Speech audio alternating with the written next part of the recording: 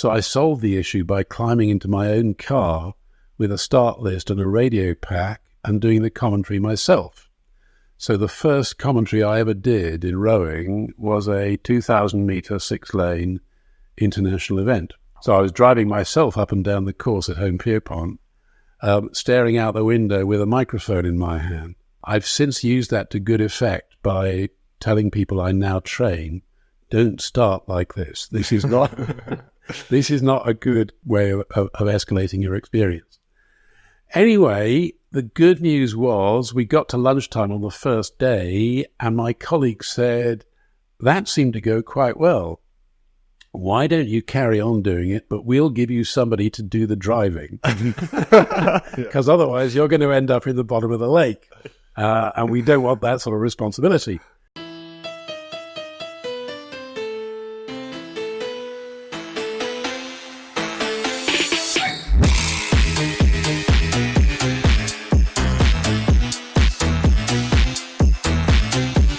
Hey, what is up? Welcome to Last Row Counts. Today's guest is an Olympic commentator, also known as the voice of rowing.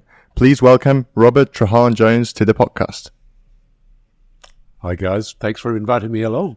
Thanks for coming along. Definitely, it's great to have you here. We've spoke to a couple of people who commentate before, but I think it'd be really interesting to get into a little bit more detail. Certainly, as we said previously, Pete and I have just dipped our toe in the water, as it were, with going into commentary. So I'm sure we have enough questions to keep you busy. Also, it's just fun to bring someone that we've known for absolute ages. I've been in the UK for almost a decade at this point, and you're one of the first characters I remember from the under. Especially like when I did my little stint in the office and doing like some work experience. I remember it well, Piotr. Yeah. He also does say that you were one of the best. You and Paul Budd were great at correcting him when his English wasn't perfect. And he remembers that. In a good way. I was going to say, I hope it was constructive. Yes. Yeah, absolutely. Yeah. When I first came to the UK also, like, I'm not sure if it was a language barrier or it was just like a lack of manners. Maybe like a combination of the two, but like, I remember that very fondly. Excellent. Yeah. My wife's Czech as well, and she says the same thing. In England, no one corrects you because we're quite used to understanding broken English. So people just say, yeah, I understood what you mean, but not that many people will say, oh, you could say that a bit better. And there's a fine line, isn't there? Yeah. Between, on the one hand, wanting to be helpful and supportive, but on the other hand, overdoing it and then becoming hypercritical. And, guys are sort of, for goodness sake, why doesn't he shut up? And again, as we said before, we've briefly worked together when I was rowing here and you were helping with the media stuff. And I had a small sponsorship for your athletes. We had a few of us in a Country Gentleman's magazine, and you very kindly wrote the article for me. Certainly much better than I ever would have. Yeah. Outside of commentary, I remember you taking photos because if I remember this correctly, like my very first headshot at Leander was taken by you, and that was like my favorite photo that I've had from Leander for years after that. So thank you. Yeah. Oh, it's good to hear. I mean, as you might remember, when I was the press officer here, yes, I did a lot of photography as well, which knitted quite nicely in with that role.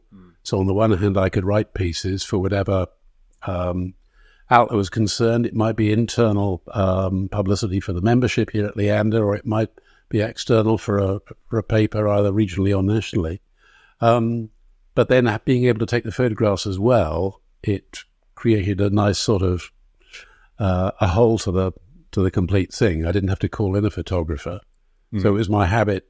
When the squad arrive early September every year, get everybody's mugshot. So line you all up on the raft outside, and then when I need to write about you, Piotr, or you, Tom, bang, I've got the shot to illustrate that piece. I remember we also were always quite fascinated to find how you would get us for the Henley crew photo.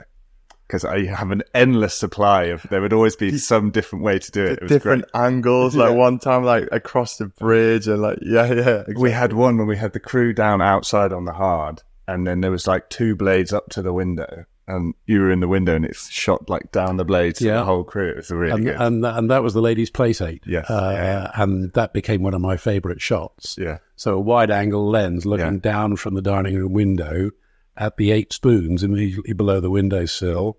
And then, the 9 members of the crew lined up on the hard beneath. But you bring in an interesting point, and I've got my own memories because, of course, what was the maximum number of crews that Leander ever put out for HRR in any one year? It was a lot. Yeah. And I prided myself, I like to think, on thinking of a new setting for every single crew. So no 2 crews had the same setting, the same backdrop. So where it was a composite crew, I'd take them somewhere off the club premises, so it was not a Leander backdrop.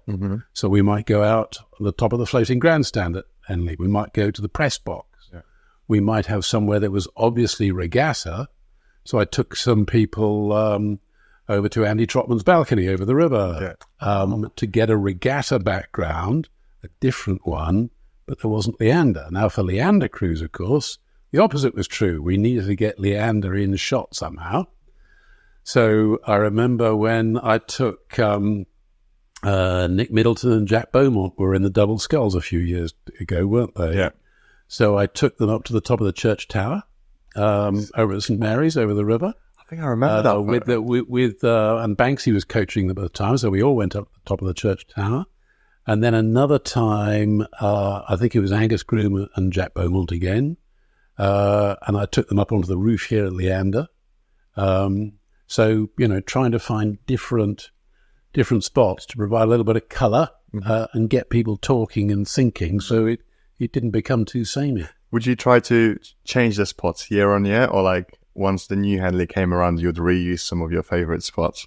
Oh, no, I would reuse the spot. So when a spot worked, then I'd reuse it. So now here's one for you. When the Leander leading women's 8 for the Remenham, which was usually a composite, wasn't it? It might even have been the GB women's 8.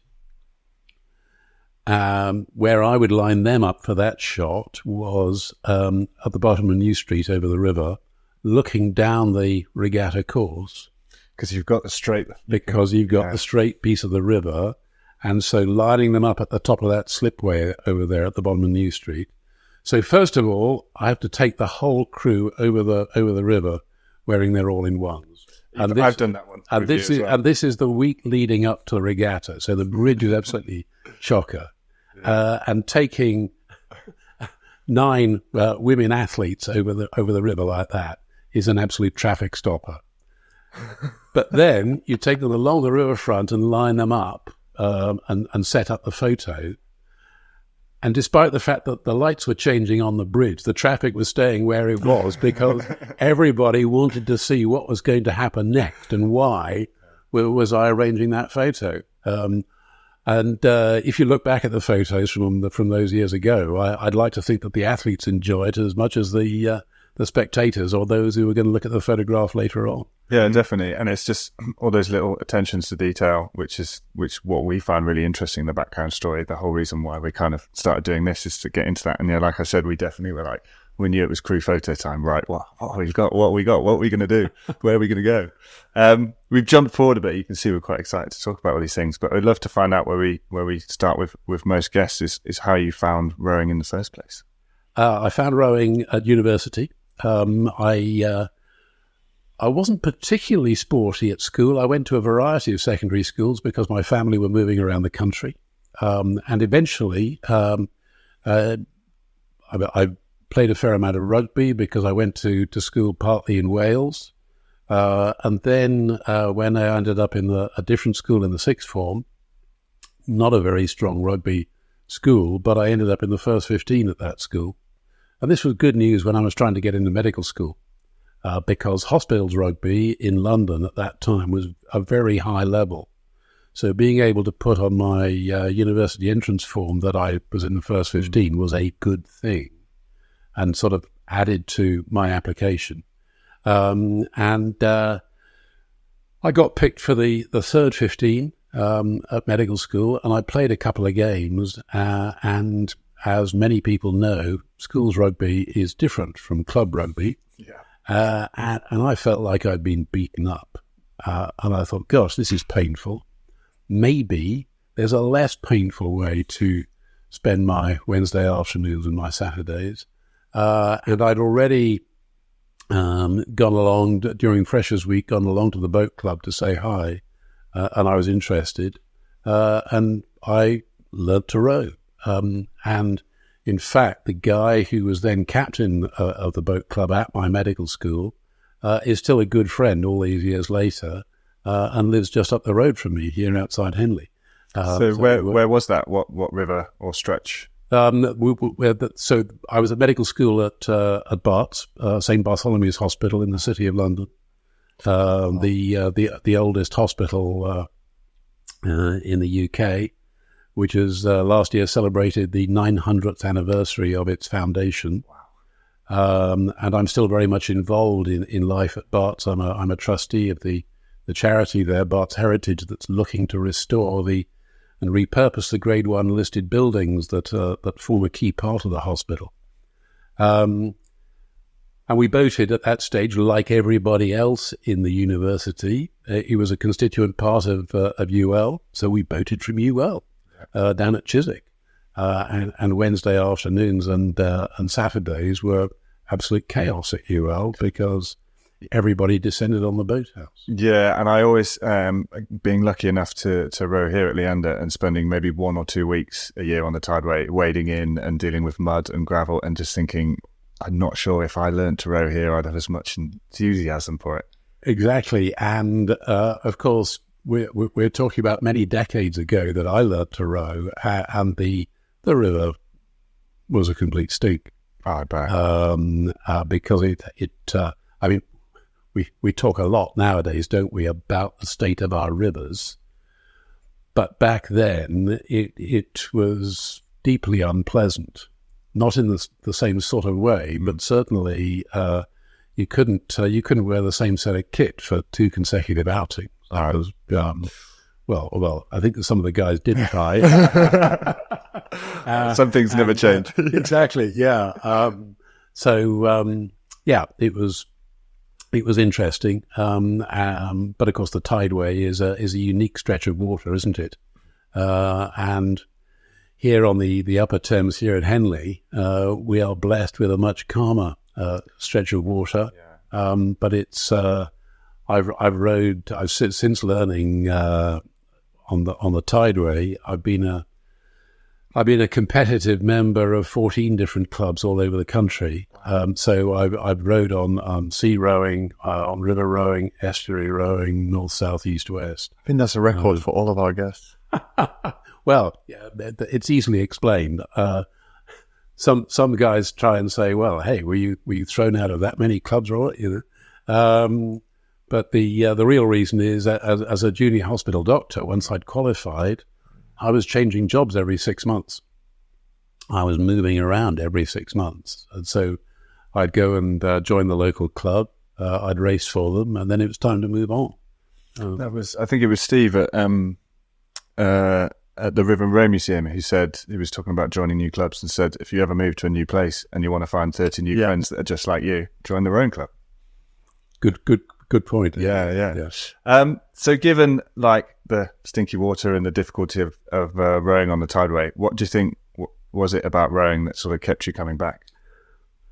That's a really good question. I mean, there was great camaraderie about the whole thing, obviously, like any. This refers back to just what you said. You know, the guys who are in the club with you. Yeah. You sort of tend to have the same attributes. You get the same out of rowing, and as I think most of us know, if your hand-eye coordination or your foot-eye coordination isn't what it might be, then try rowing.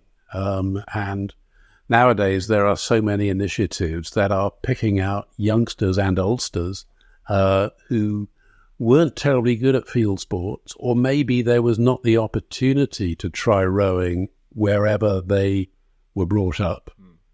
And then suddenly, new avenues are opened up to them, and they say, hey, why didn't I do this before? This is great. Yeah. So, I mean, okay, you can wax lyrical, can't you, about the poetry of just going out and splashing about on the water and sort of gliding serenely along the surface. Occasionally.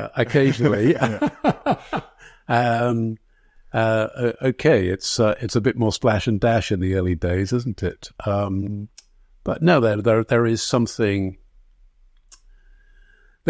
serenely nice about simply gliding along, and I've sort of revisited that in the years since. And I can remember once when I was living and working in Devon, and I got a call from somebody to say, "Hey, we're putting together a crew of chaps our age. We're all in full-time work, but we'd like to meet up one evening and go out as a crew. Was I up for this?"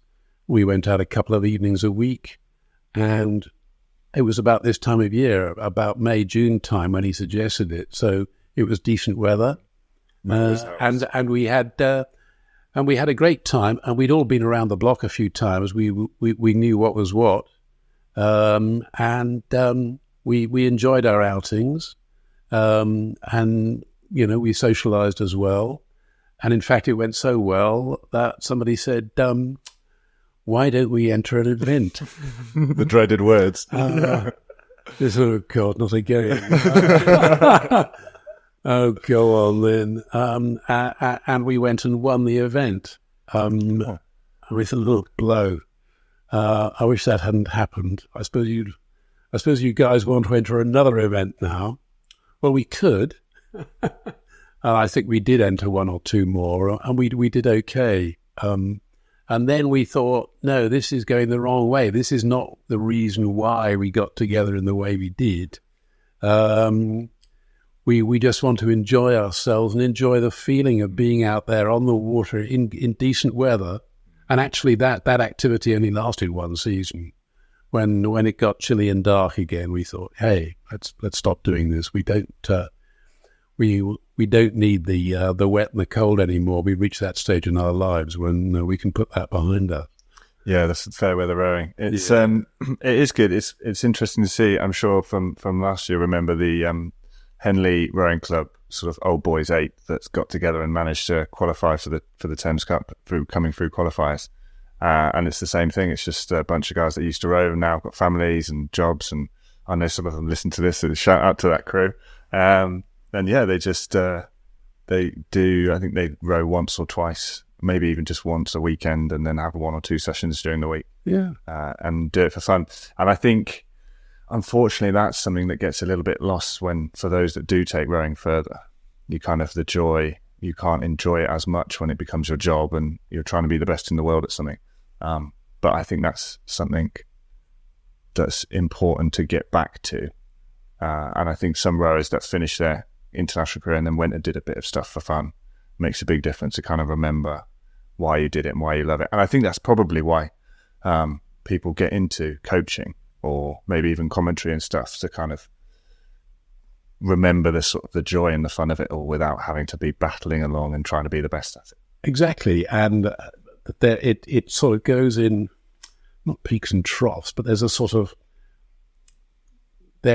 of graph. You could describe it in a graphic way. So when you come along, you join our sport for the first time. It's got to be fun, hasn't it? And it's quite appropriate that we're talking about this in an Olympic year. Okay, let's ignore Tokyo, but certainly for the previous Olympic cycles, after every Olympics, be it, Beijing, London, Rio or whatever, and GB would top the medal table in rowing, and hordes of youngsters would then pour down to the rowing clubs all over the UK, wouldn't they? And they'd want to take part in what they saw as a fun, great activity. And all the savvy clubs grew to have their program laid out so that when they arrived, they say, right, okay, Saturday morning, 8 o'clock, Joe will be in charge of your group, sort of thing. And they'd have that plan. And then they'd be drawn in decent weather when it was still warm and sunny. And then as time went on, they discovered that actually it wasn't always warm and it wasn't always sunny. And actually it was quite hard work. But if you stuck with it, to a certain degree, then you'd move up a level. And so it continued, and you'd keep moving up a level. And then suddenly you're the best in your club, and then you're going to a high-performance training centre. Yeah, so it's steps all the way, isn't it? Yeah. It's almost as if all these barbecue taster sessions when people are trying to rope others into rowing, it's almost as if they forbade like all the people involved, like mentioning ergos and the hard winter miles and like all the cold mornings, the -2 degrees and the backsplash from those in front of you. Oh. What was you would recall it best than me, but how Lola Anderson described rowing as the toxic relationship. Oh yeah, the toxic relationship. It's like you almost like it. It's almost like a breakup waiting to happen. You know, but you can't get away. But when you get away, you miss it. You realize you can't live without it. And when you're in it, it's just all you want to do is get away. When you start, it's all fun and every session is brilliant in your first summer and there's no stress. And then as it gets further and further in, you've invested more, so you stay. But there are difficult days. It's so funny how she described it. It's interesting, isn't it? Because you tend to look back on the past with rose-tinted specs, so you only remember the good bits. Yeah. So you don't remember the early outings when, try as you might, the boat was not level. Try as you might, you were still banging your little finger on the saxboard because, you know, the guys on the other side of the boat were not sitting the boat properly. And you think, well, I'm doing my bit. Why isn't everybody else doing their bit? And you sort of lurch from one side to the other throughout the outing. And yet you still stick with it, don't you? Because you think, well, the next outing's got to be better than that. I think, sort of attracts a certain type of person who's just like, it could be better. We can work on it. There was glimpses of it's almost more frustrating, isn't it, to be in a boat where it's sometimes good and sometimes bad. Like if it was rubbish, you'd be like, okay, it's not working. Like, we've seen it. I've seen what we can do. Let's get there. One more time, one more try. Next session is going to work. I remember when I finished rowing, my international rowing, I got coaxed into doing some. It was the year that Henley had allowed 2 previous winners of the Thames Cup. You were then allowed to, the first year that you were allowed to come back, whereas before that, no one who'd won the Thames Cup was ever allowed to do it. Yeah. Okay. One coach said, do you want to come down and start doing some sessions? So I went down and I came and did some rowing. We did some pieces, and it was a bit of a struggle. And I remember sort of getting a bit frustrated and saying, we're not doing this and we're not doing that. And then I just kind of had like a flash, almost like a premonition of myself of like, look, you've spent sort of 10 years trying to be better than this club level. No offense to the guys I was rowing with, they were good club rowers, but I've spent a really long time. And I sort of just had this flash of myself as like the angry bowman. Like, why is no one getting it? And I was just like, I don't want to go there. I don't want to be that guy. I don't want to be shouting at everyone because it's not going right. So I took a little bit more time away. You had to switch your internal noddy off. Yeah. So I guess then it'd be interesting to find out how you decided to, or did you decide to get into commentary, or was that another thing where you sort of got roped in? I was also like wanting to ask before that, like, how did you find Leander? Was it one of your 14 stops? No. I never had the time or the talent to be an athlete at Leander. No. I got into Leander for services to rowing. Now, looking back on my rowing CV at the time when I joined Leander, at the age of 31, I mean, the idea that anybody should amass sufficient services to the sport by the age of 31 to get into Leander seems laughable. But anyway, it was enough to get over the bar. But as part of that rowing CV was one of the main reason how I got into rowing commentary in the first place. Mm-hmm. So one of the 14 clubs that I joined was Derby, which was where we moved straight after I got married. So I was working as a junior doctor in A&E in Derby. And at the time, I was working and had been doing since my student days. I'd been working for Richard Ayling, who was then the editor of Rowing magazine, based in Putney, where he was a member of his family's oar makers. And I was Richard's assistant on Rowing magazine. So because I'd been writing about rowing since my student days. And Richard said to me, now that you're up there in the East Midlands, go and write an article on the politics of Nottinghamshire International Regatta. Now, NIR, you guys won't have heard of. So the National Water Sports Centre at Home Pierpont was opened in 1973. And the powers that be who ran it were creating a great deal of momentum behind the organisation because they wanted to the venue to attract a whole number of events, including things like the national championships, a number of local domestic regattas, so Nottingham City, Newark, Loughborough, etc. And they said, hey, let's have a big international event. And they managed to get sponsorship from people like Guinness and one or two other big names. But then, as so often happens, the big money ran out and there was nobody to replace them. And this event was held the weekend before Henley. So it was the same weekend as the draw, as Reading Town Regatta, etc. So the idea was that American crews would come over for Henley and other international crews, and then they could do two regattas in the space of 2 weekends. So that made sense. But for a whole variety of reasons, the plan didn't work out as expected. Because there was no sponsorship money behind the regatta anymore, then there was no funding to help crews include that second event in their stay in the UK. And what happened was that eventually British Rowing, then the ARA, the Amateur Rowing Association, took over direct control of the regatta to try and bolster its ideas and to provide a new sense of direction. So I came in on the back of the previous incarnation of the committee, composed entirely by really hard-working local guys in the East Midlands.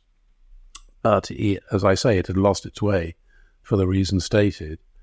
And I, having written the article for Richard, I sort of said, look, I don't know much about these things, but if you need any help, I write a bit so I can provide some copy for the media or whatever.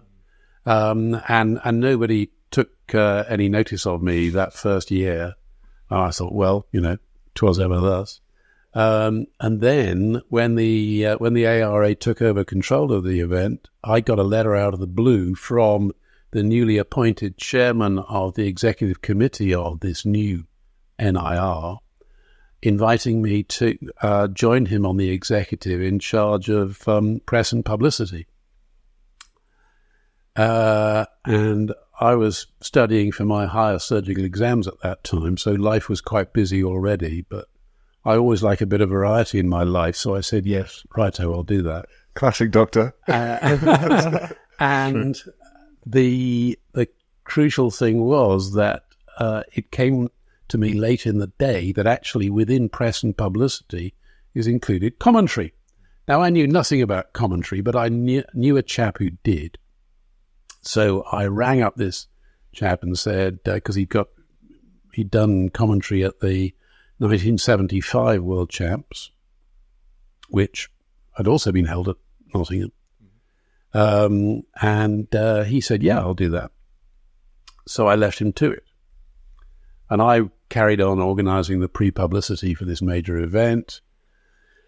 And then with about 2 weeks to go, I rang him and said, look, I haven't heard anything from you. Is everything all right? And he said, oh, didn't you get my message?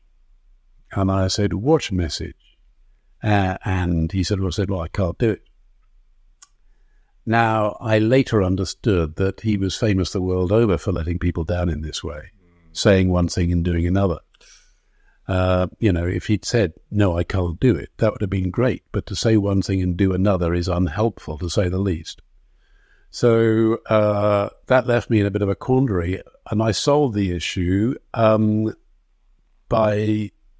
I'd already got guys looking after the key spaces at the regatta. So there was a guy in charge of the media room, there was a guy in charge of the photographers, there was a guy in charge of TV. I'd already done the pre-publicity. At the event itself, in theory, I was going to be at a loose end. So I solved the issue by climbing into my own car with a start list and a radio pack and doing the commentary myself. So the first commentary I ever did in rowing was a 2,000-metre 6-lane international event. By yourself? By myself. So I was driving myself up and down the course at Home Pierpont, staring out the window with a microphone in my hand.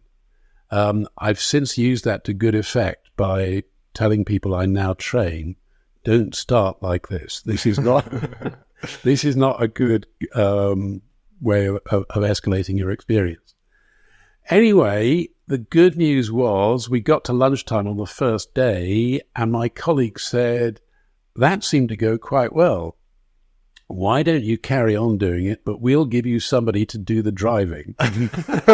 Because otherwise you're going to end up in the bottom of the lake. And we don't want that sort of responsibility. And so, I mean, that's how it started. And then the next step was to... because, okay, NIR sort of lost its way even further and fizzled out through the 80s. But then along came 1986 and the World Championships, and I ran the commentary team there. And at the Worlds, then it had to follow FISA rules of being multilingual commentary. Because they went French as well. French and German. Yeah, so I already speak a bit of French and German, so I simply taught myself the technical words for rowing in both languages. So I was commentating in 3 languages during the course of one race, which was quite exciting. Wow.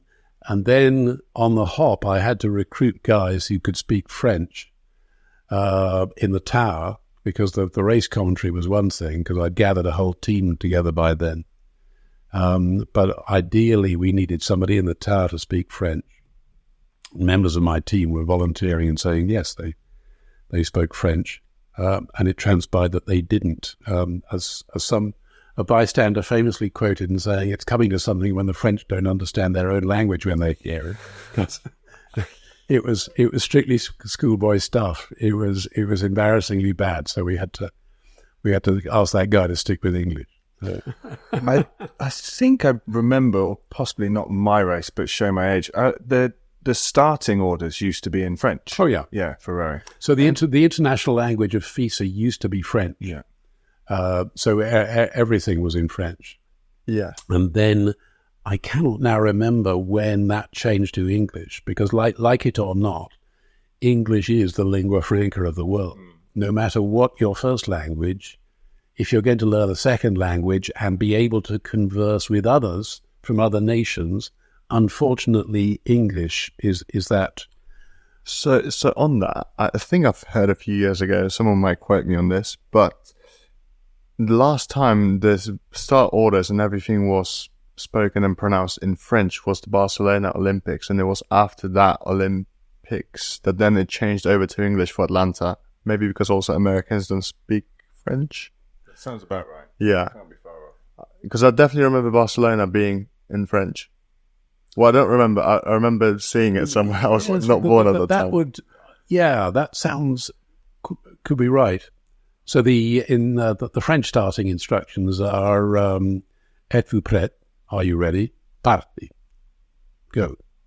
And the savvy crews would try and anticipate it by going on the prêt rather than the parti. But because parti is as a 2-syllable word, it didn't sort of ring true. And that's one of the many reasons why they changed to set go, because it's much more immediate than the longer phrases. I think I remember Michael Johnson, the American 200-meter sprinter, was asked, how come you're so fast at the start? And he said, because I go on the B of the bang. Which is a great thing. Good one. Yeah. I also wanted to ask, talking about Home Pierpont, so this I don't know if it's a rumour, but I feel like everyone's heard it, and everyone says, oh, do you know that Home Pierpont had asked to have an airport put there, and it was turned down because it was too windy? I don't know that one. I suspect that there are it's one of many urban myths Yeah. about various sites for various structures. Bristol Airport is a classic one. I don't know if you guys have ever been to Bristol Airport. It's many miles outside the city at altitude on a piece of raised land, and it's renowned for being the foggiest spot in Somerset, and yet they built an airport there. Yeah. So I can't corroborate the idea that it was actually windy, but we all know, don't we, that Owen Pierpont is renowned for its adverse wind conditions.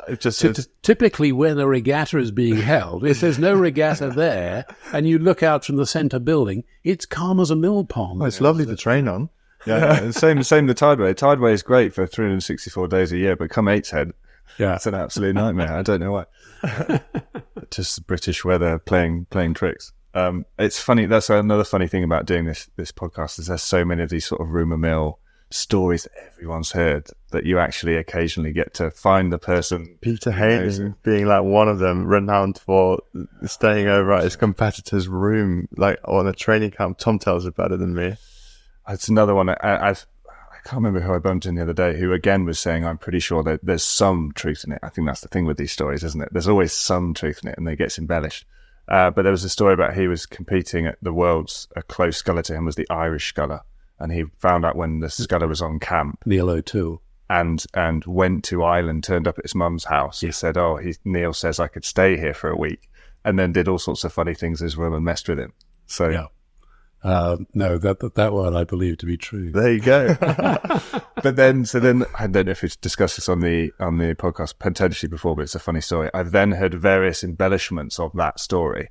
One of which being, so he went there and he went to his mum's house, and then when he left, he took all the bolts out of his bed, but he like left it standing. So like when Neil comes in, and then at the start of the World Championships there, he then appears with a bag of bolts and says to Neil, "Were you missing these?" And I think there's no way that's true, but I quite like that someone somewhere has managed to fill the gaps. Yeah. Never let the truth get in the way of a good story. Exactly. Unless you're on the commentary team, I guess. Well, that's one of the sort of things that I tend to stand by. I mean, I make mistakes every time I do a commentary, but 99% of the time, the only one who notices I made a mistake is me.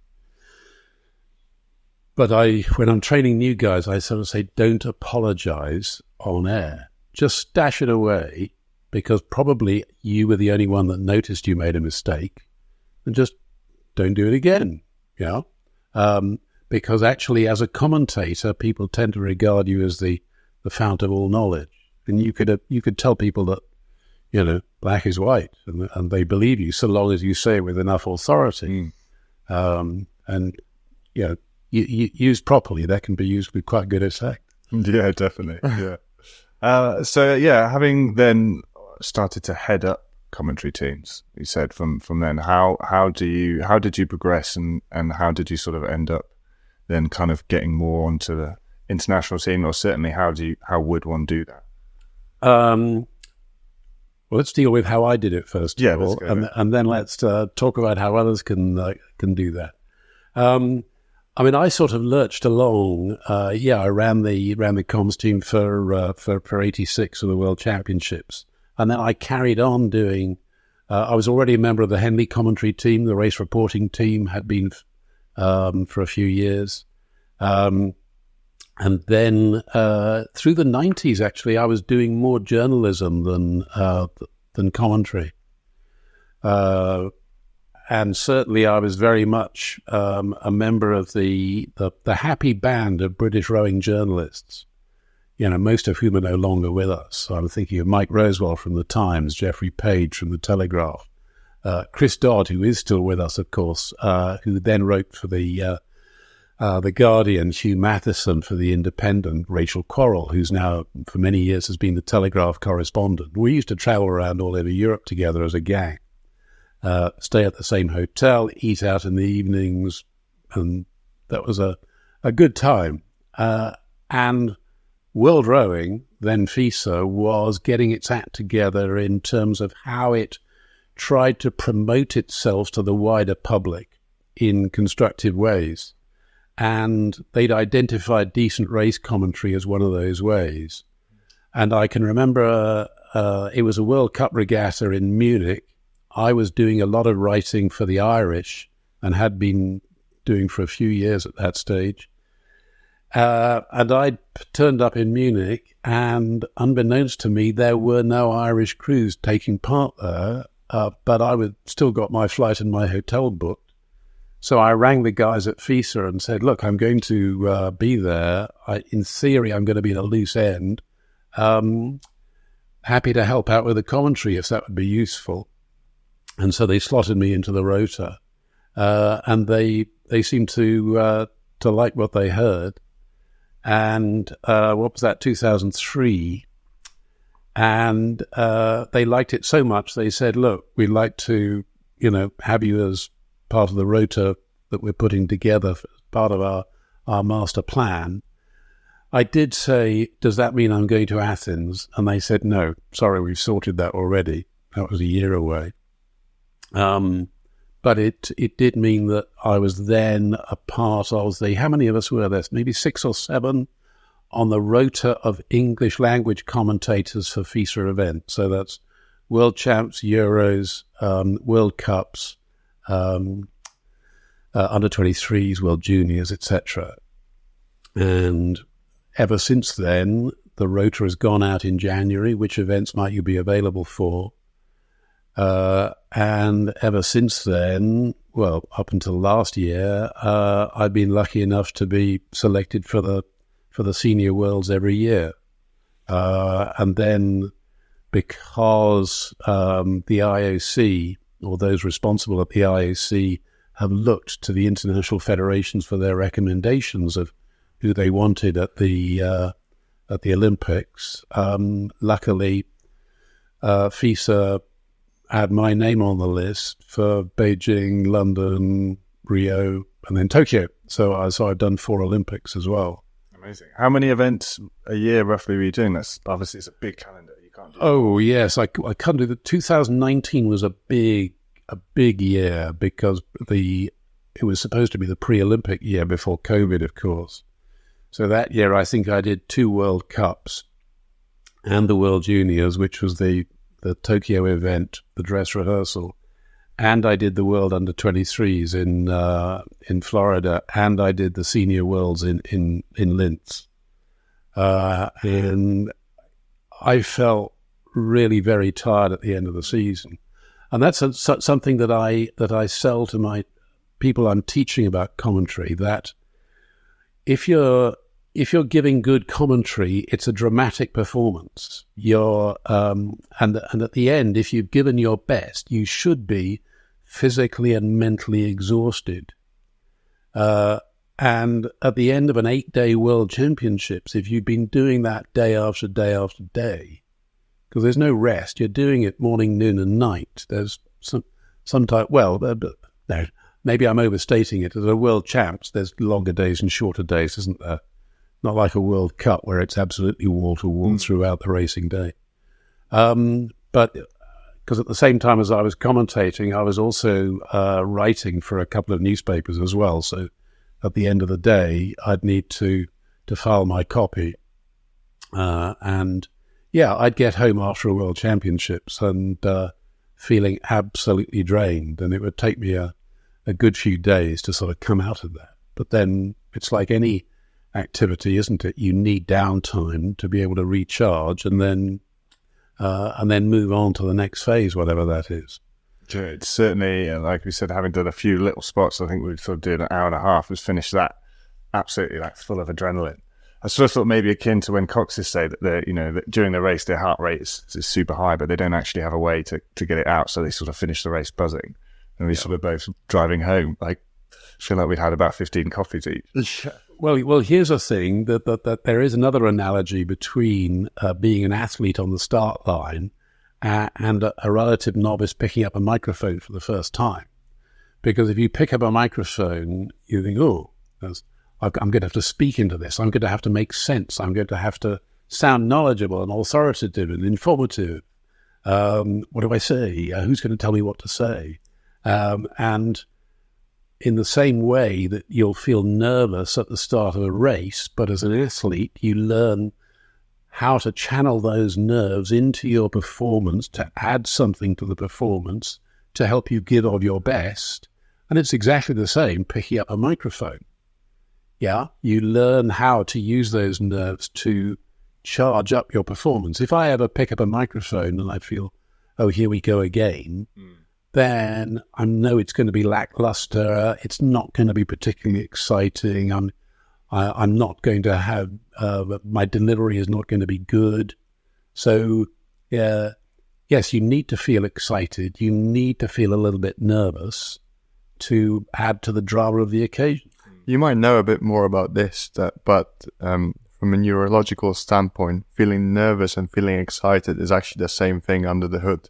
Yeah. It's just how we interpret it. Yeah. But it's so right what you're saying, how you can turn your nerves into that dramatic performance, that little edge. Because otherwise, like you said, if you just turn up to a microphone and you start speaking flat and you're not really that interested, just mildly, just halfway there, your commentary will absolutely reflect that. And then what will those people who are watching are going to be thinking like, okay, well, this guy's not even interested. Why should I be? Exactly. Yeah, that's a really good point.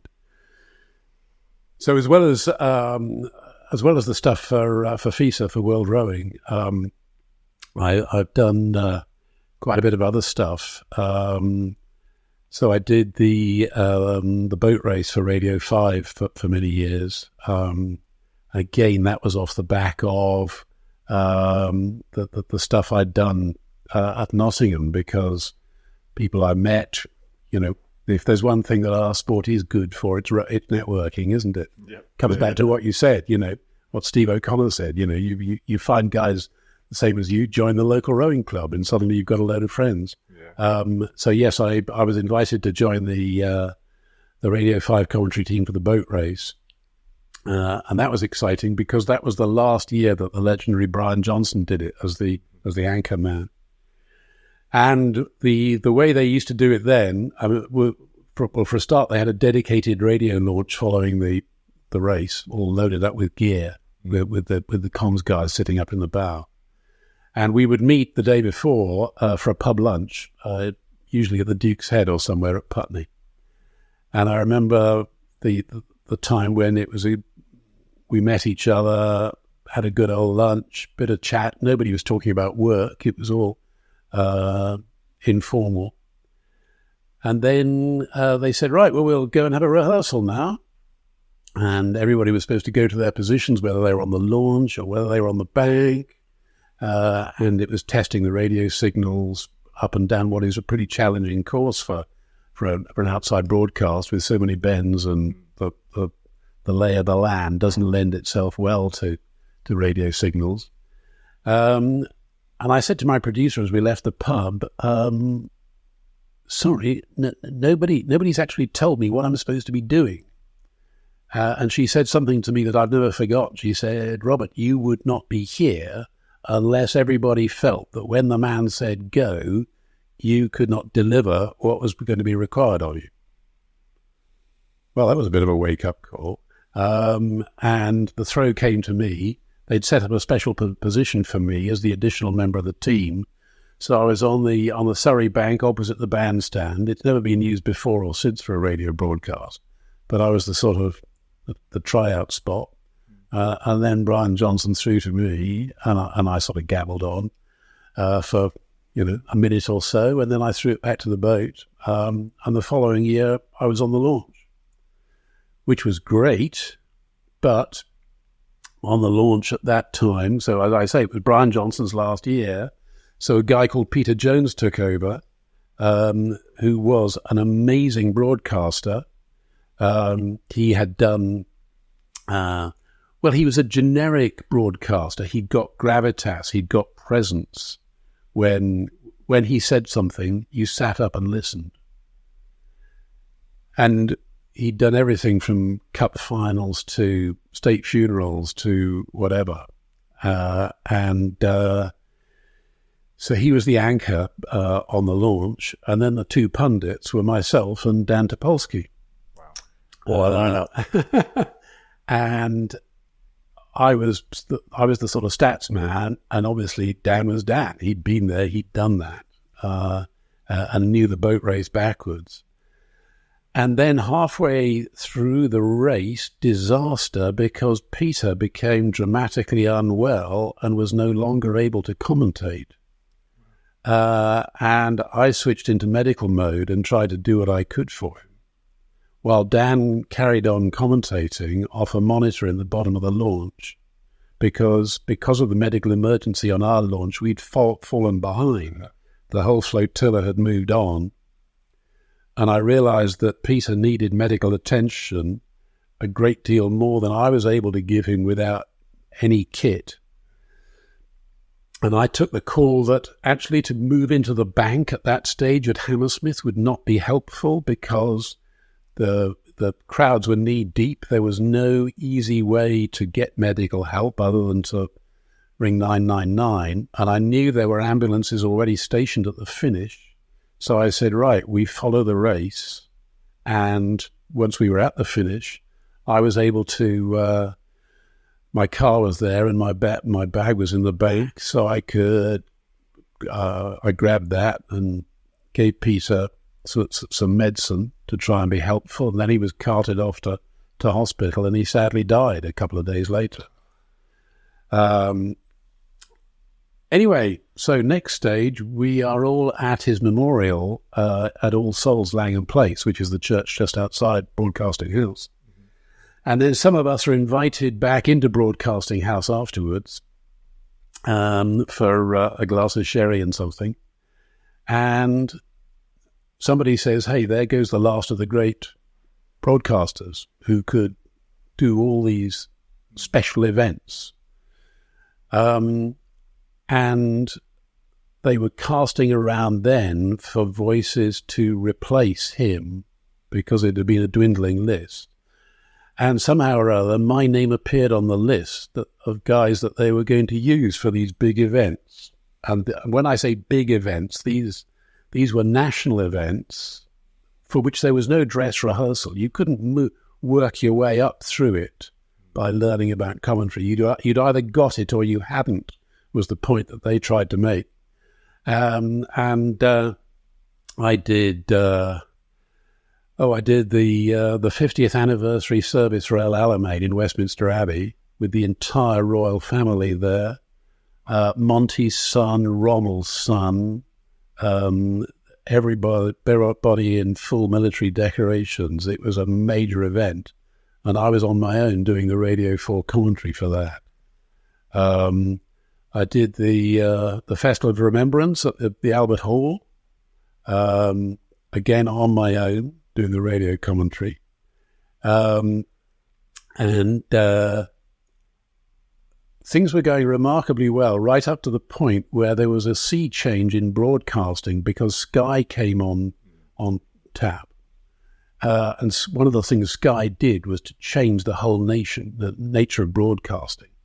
And it sort of moved away from the authoritative figure, the sort of gravitas, and it became to a much more chatty, vox pop was everything, get down and talk to the bystanders about, what they feel about everything.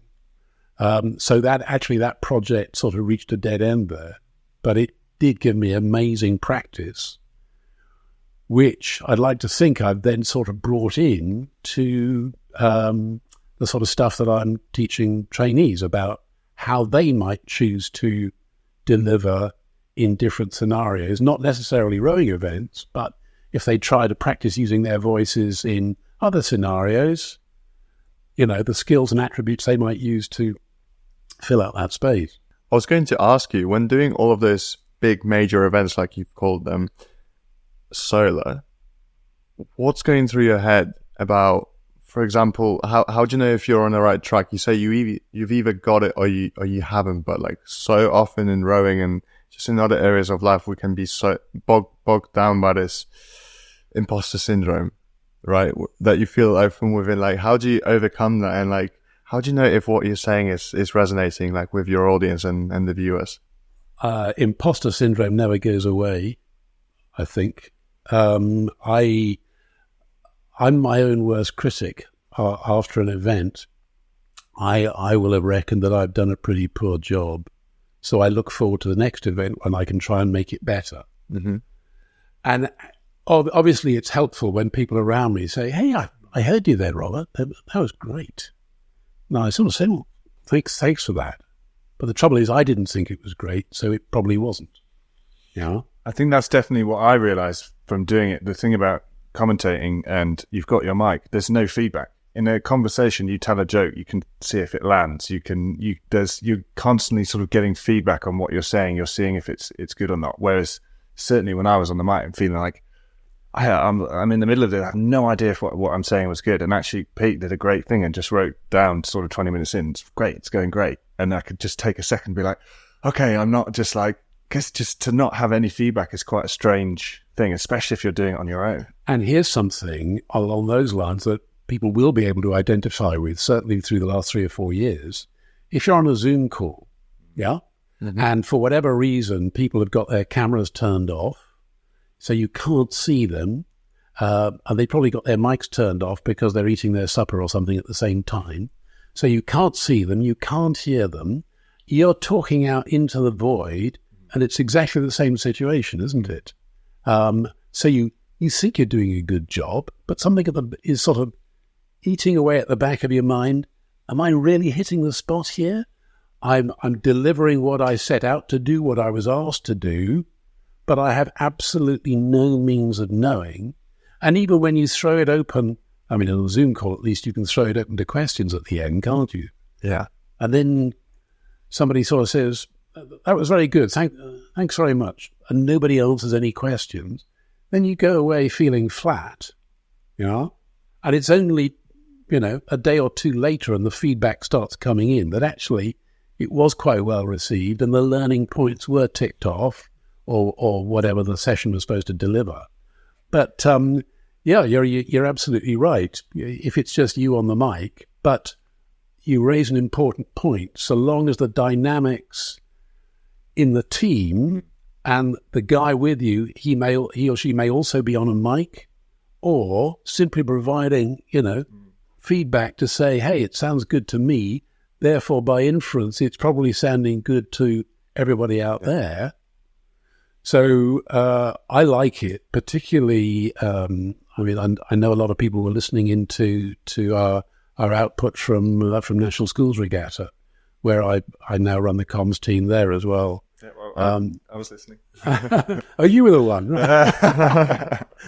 No, I know there was more than one listener. Yeah, I tuned in as well. All right, more than two. But the certainly during the time trials, commentating on a time trial is a tricky business. And I can remember during the early days when we ran time trials up at Home Pierpont when Nat Schools was up there. And it was a real paint dryer because you'd be saying, well, here comes crew 23. That's Grange School. Yep, looking good. And here comes crew... Yes, I think... Oh, it's 25. Yep.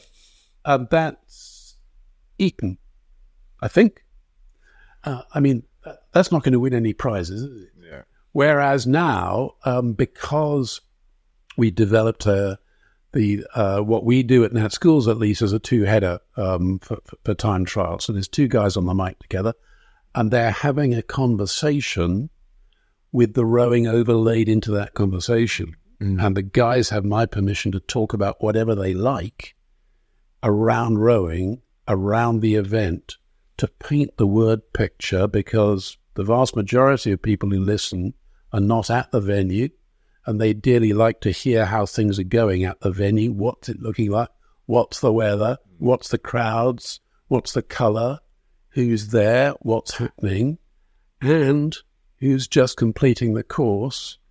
And because we now have electronic timing systems, so as the crew crosses the line, bang, you can see their time go straight up, and you can see whether they're in a qualifying position for the A final, the B final, etc. So suddenly we've raised the ante, And because we've raised the ante, suddenly there is that much more interest. And because there are two of you on the mic at any one stage, then you can keep each other going. And I witnessed that at Nat Schools 10 days ago with some real dynamism between the two people on the mic at any one stage. And because it's giving you voice practice, you're live, you're sitting in front of this thing, and suddenly it doesn't faze you anymore, and you just talk naturally. Yeah. Sometimes it's good to bring the viewer's attention to something that they might have not noticed when watching the coverage, for example. So if I notice a technical point or a particular different style that the crew is rowing in, sometimes it's worth, like you said, in the dynamic between the two commentators, ask a question, I'll throw it to the other person and say, well, what do you think about that? Why is it that commonly crews tend to do this or that, etc.? So that's like exactly everything that I've experienced in the flesh you're now saying. So it feels great to hear the validation. And you're absolutely right. There is a risk in that sort of thing. It's a fine thing to do, but beware of throwing your partner a question to which you don't know the answer, and you're not entirely sure whether your partner is going to know it as well, or whether you then have to rely on Mr. Google to help you. There are one or two people nationally who are famed for throwing their co-commentators questions as an absolute hospital pass, in the full and certain knowledge that actually they don't know the answer. And it stands a chance of making them look silly. But you do raise a good point, don't you, with the being able to spot things happening. So again, one of the principles of what I do with trainee teaching is what I call the 3 N's. And people who've been through my program say, oh gosh, Robert's talking about the 3 N's again. So inform, enhance, entertain. So inform, tell people what's happening. Enhance, go over and above what they can pick up with their 5 senses about what's happening. They can see, they can hear, they can touch, blah, blah. So bring out the things that they may not have noticed. So it comes back to the point you make. And then do it all in an entertaining fashion. Now, I invented this phrase years ago when last century. And it was only some years later that I came across Lord Reith's mantra. Lord Reith, founding father of the BBC all those years ago, and his mantra was what the BBC stood for, and that mantra was inform, educate, entertain. So something at the back of my mind had obviously retained that, even though I wasn't aware of it at the time, and then I'd sort of turned it to my own advantage with this slight amendment. But it stood me in good stead, and the guys do remember it, and I'd like to think they try and stick with it because it stands you in good stead. Yeah, little buzzwords like that. It's great to have. Certainly, when you're on the commentary, you're already having to think and speak at the same time. You don't want to have something else in the back that's really difficult to memorize. Sure. On that point, then, I guess like to ask the question: what makes a great commentator? One of the exercises that we do during our training program, everybody breaks out for 10 minutes and then they make a list of commentators that they admire. And it doesn't have to be in sport. Certainly doesn't have to be in rowing. It can be in anything they like. And the 2 commentators that I use are a guy called Richard Dimbleby, who's the father of Jonathan and David Dimbleby, because Richard hasn't been with us for many years. But he was one of the formative aspects of an outside broadcast. He'd grab a microphone and go charging off in a van somewhere and broadcast from the scene. And he'd do it with authority and having done his homework. And it was he who wrote that, if you're doing a 1-hour commentary, you need to do your homework for 2 hours. You always have something. You always have too much to say. Yeah. You're not going to use half of it, 3/4 of it even, but you never run out of things to say. Because people say to me, do I ever run out of things to say? Well, no, because I've listened to the guy. I've done my homework, and there's always something to say. And you might be repeating yourself, but people will have forgotten you've said that before if you choose the segment right. So Richard Dembleby is one of my favorites, and the other guy is a chap called Tom Fleming, who's also not with us, and you may not have heard of him. He was, in actual fact, a Shakespearean actor. That's how he got the lion's share of his experience. But the reason that I came across him was because he was, back in the day, the voice. He was the Hugh Edwards of his day. Mm-hmm. Yeah? Mm-hmm. So when there was a big event on TV, Tom Fleming was your man. And again, he had that authority, that gravitas. He was able to describe, he made you feel as though you were there. He made you feel as though you were part of what was happening. I wouldn't go so far as to say you felt that, he was only talking to you, because people try and use that sort of simile sometimes, don't they? Mm-hmm. But I don't think it was that. But it was a very sort of an inclusive way of projecting his voice. So in a roundabout way, I've described what I feel about the qualities that I admire in commentary, that I try and reflect. But that's not for everybody. Everybody has their own individual way of presenting themselves, and that is fine. It's what they need to feel, what they feel comfortable with, and characteristics that they want to bring in to make the role their own. So in the exercise that I quoted, different people will have different names on their list. And then as part of the plenary, after the short breakout, people are invited to say, hey, what do you admire about these guys? And they'll list the qualities, and they're the ones that they look for. And there's no right and wrong about this. Okay, it's a subjective experience, but it means that they've thought about those qualities, and that has sort of cemented them in there, and that's what they're going to try and promote in their output for the future. Yeah.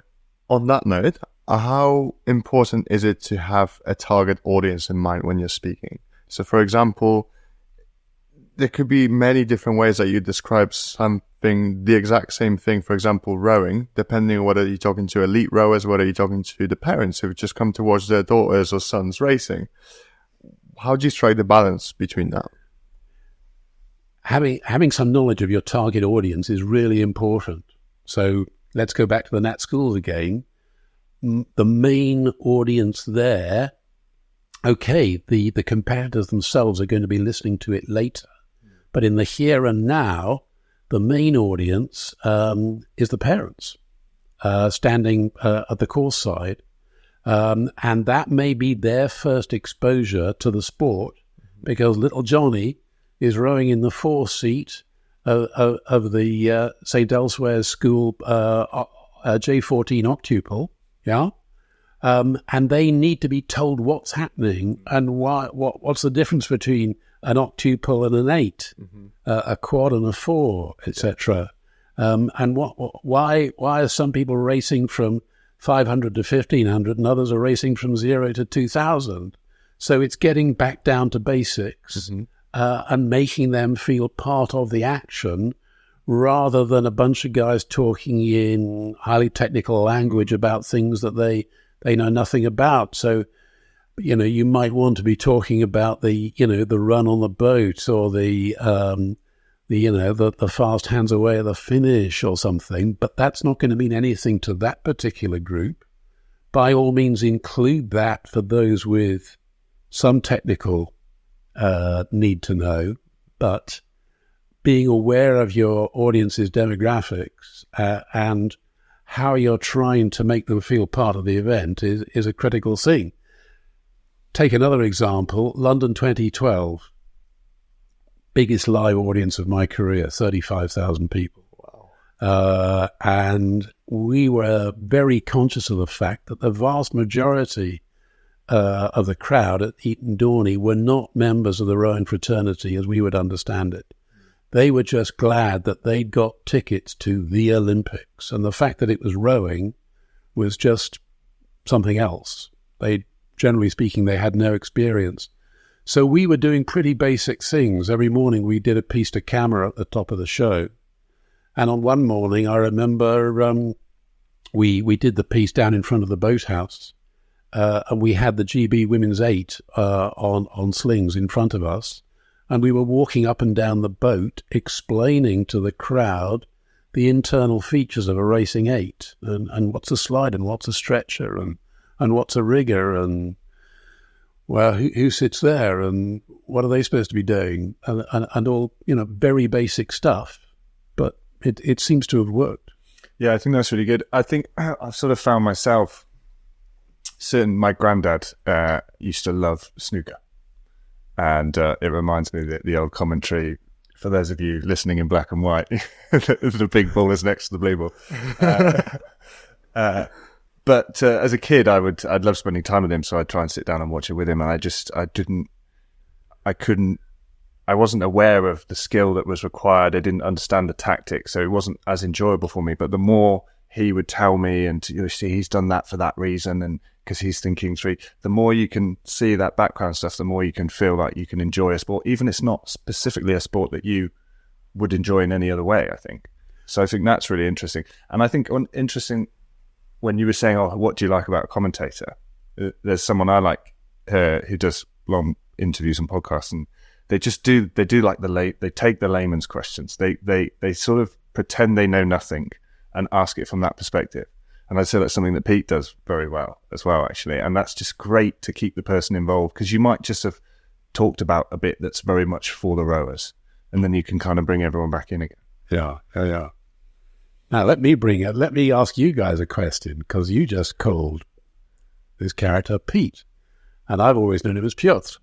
And that's another thing that I try and bring in, because I have always worked quite hard at pronouncing guys' names correctly in their own language. Yeah. And again, that's something that I teach the guys, because I think it shows respect for the guys that have reached that position in their career to call them by the correct name. This is not having a go at you, Tom. No, sorry. And I think it's careless not to do homework to get the pronunciation correct.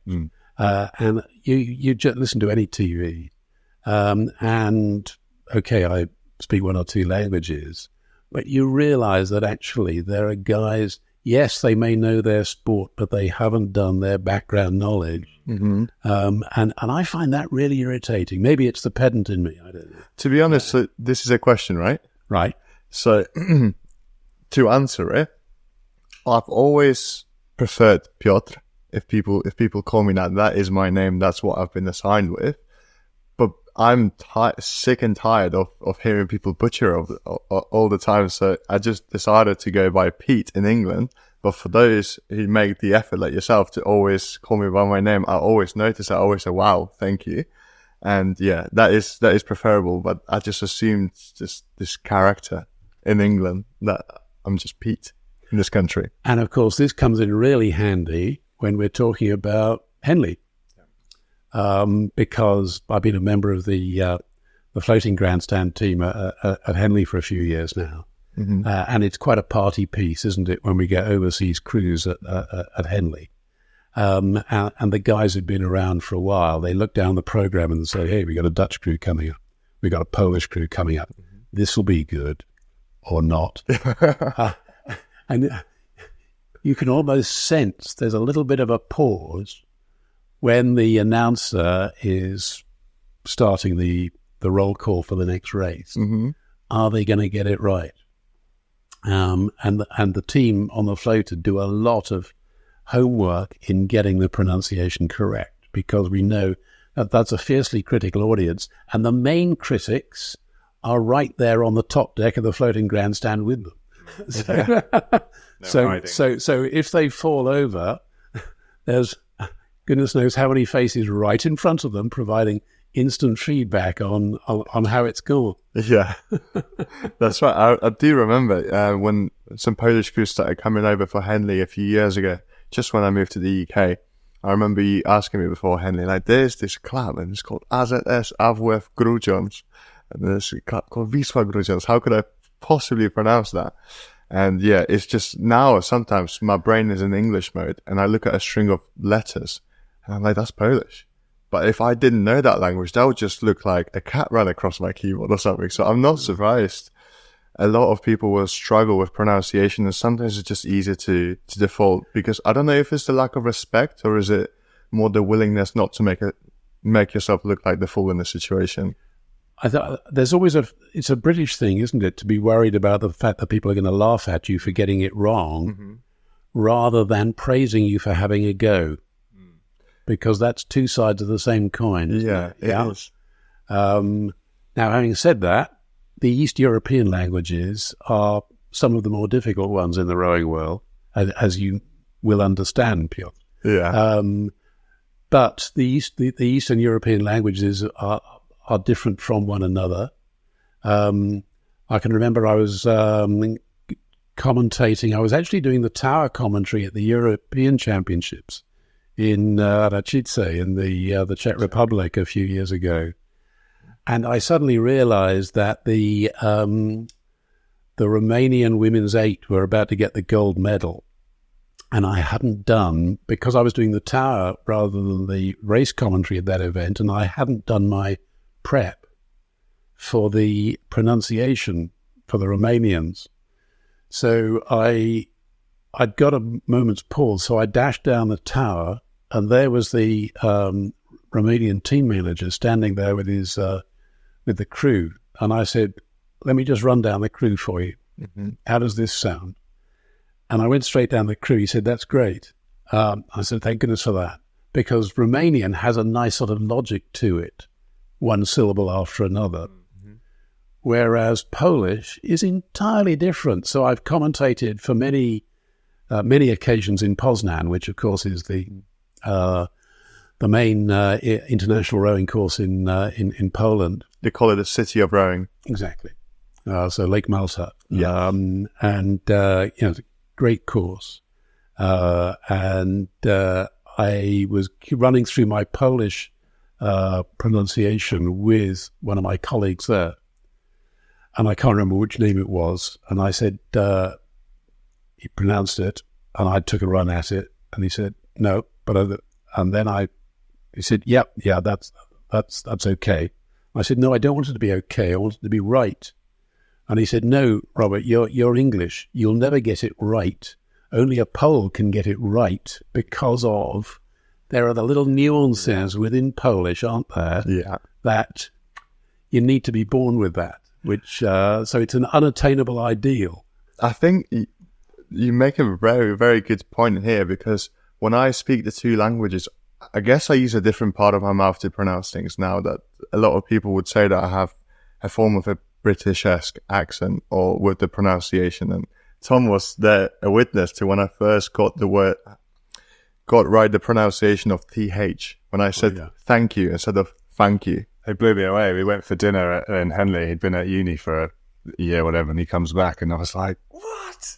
That's amazing." Yeah. I'm also struggling with myself. I'm trying to learn Czech. My wife is Czech. He does a great job. Oh, I don't know. But yeah, I mean, there's syllables in Czech that like half of all children get special speech therapy with. Like, it's that difficult for natives. Even for Slovaks can't pronounce some letters that the Czechs can. But yes, I do feel bad sort of calling Pete. It's just like the nickname that's stuck now, but my wife's called Janetta. Yeah. Spelled Zaneta. So if you were to read it in English, if you didn't want to have a go, you might say Zanetta. Yeah. But when I first met her, the girl we're working with, we're just calling her Janet. And I was like, you can try a bit harder than Janet. That seems a bit mean, but I guess we're all guilty of it sometimes. But Polish tongue twisters, if you ever want to try them out, they're hilarious. I mean, I'll try one here. Go on then, yeah. For example, you can say, "And what about is it?" It's from Sweden, and it goes, "I cóż ze Szwecji?" And that's just like a phrase. Just give me the name of your rowing club. Kaliskie Towarzystwo Wioślarskie Kalisz. That's just a normal word. Normal sugar word. It's like a Kalish's organization or like camaraderie of the oarsmanship from Kalisz. It's good. It's interesting. So on that point, I wanted to ask, like you said, you've been doing this a while. How has technology changed, like the ability to deliver these things, like be a... Well, I spoke, didn't I, about the about the rolling times that with the technology that we use at Nat schools and other events. So you've got the times appearing straight in front of you, which is a great adjunct. But certainly internationally, when I started doing it, there was no computerized database. I did the Eurosport commentary for a couple of years in Paris at the studio. So Indianapolis 94 and Tampere 95. And when I was doing my prep, all I had was the FISA annual report books from the previous year, which listed all the medalists at the World Championships. Mm-hmm. And that was all the pedigree that I had. So I was going through books, trying to pull out names to populate my notes for, the next racing block. And I thought there's got to be a better way than this. So when I got engaged 20 years ago, or more than that now, with FISA, I started developing my own database of every athlete at every international regatta. So all of the World Cups, the World Championships, the juniors, the under-23s, and the Europeans. And it grew to be a massive database. And then when I would get the entry list for the next regatta where I was going to be working, then I would pull down crew member by crew member, by crew, by event, by nation, down into a database that I was preparing as the worksheet for that event. And that was 2 solid days' work. Yeah, I was going to say, if you're commentating for an hour, you practice for 2. I guess if you're commentating for a week on an event. Yeah, it was a lot of hard work. Yeah. And thankfully that's now behind us because of the technology.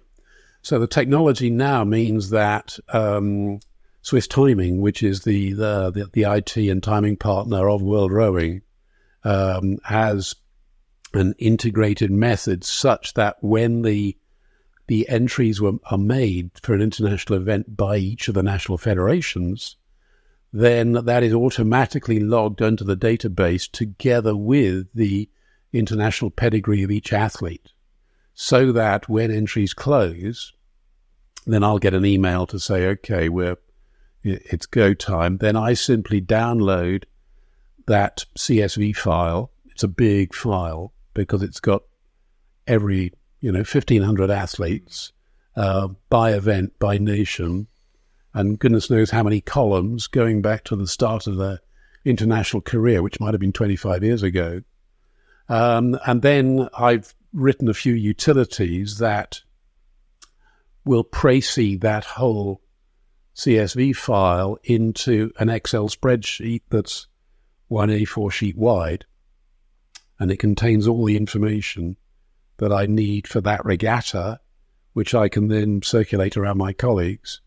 So that becomes then the worksheet, so that before racing begins each morning, or usually the end of the previous night, we started to make our notes because we know which races we're going to cover, and we can use that to populate it with the key facts. Amazing.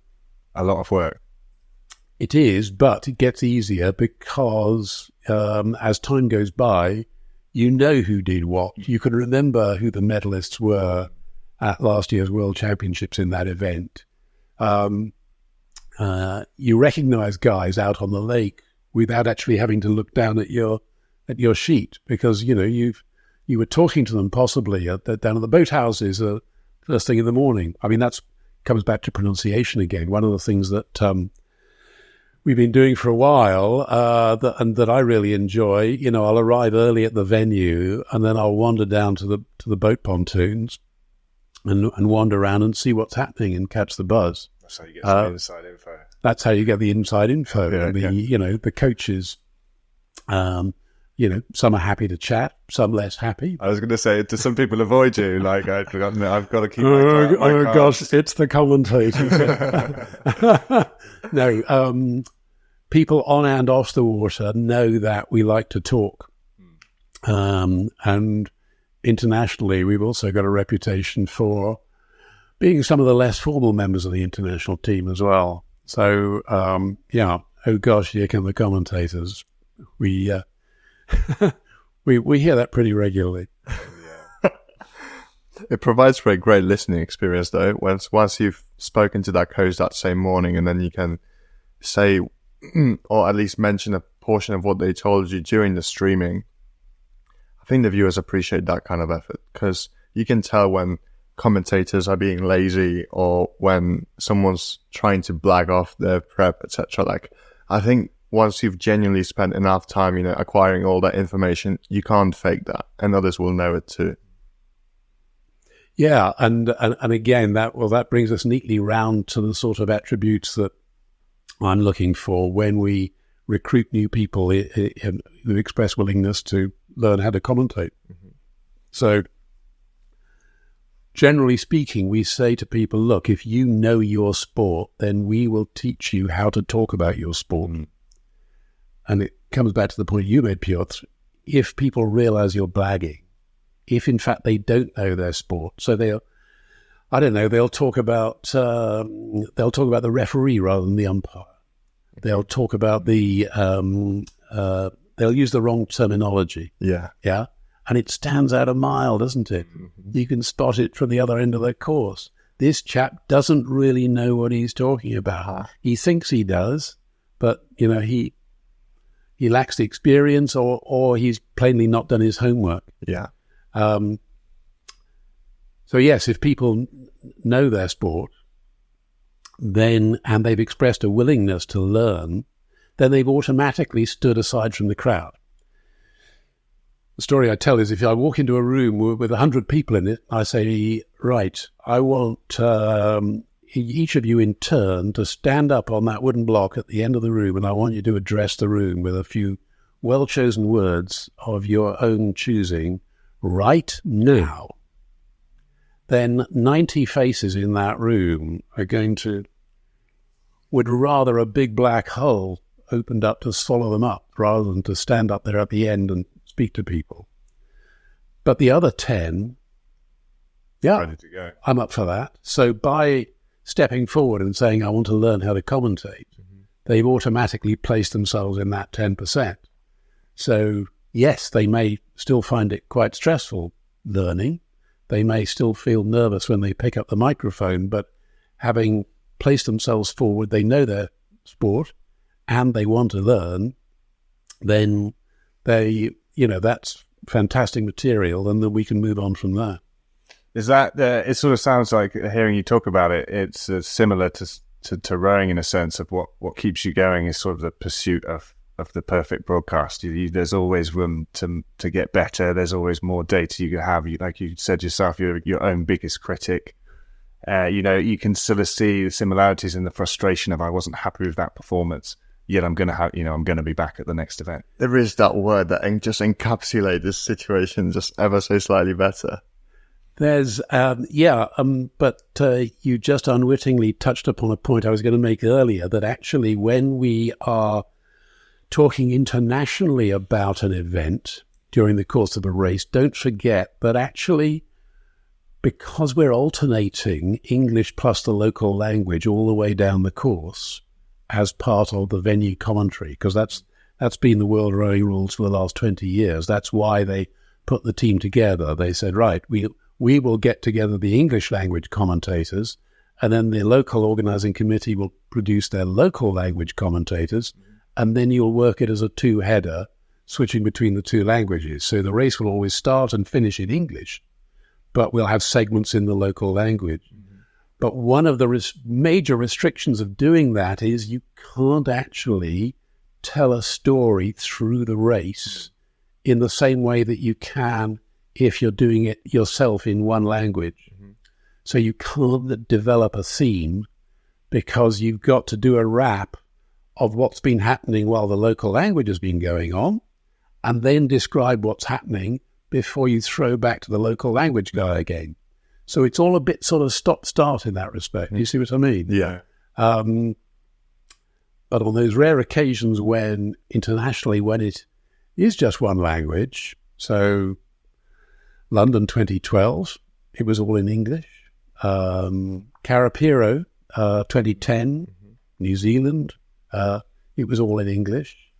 And that was actually quite a sort of release for me, because I could sort of change the delivery, and so could, it was my good friend Sebastian Franca who was working with me in Carapiro, and Paul Castle from Switzerland was working with me in 2012.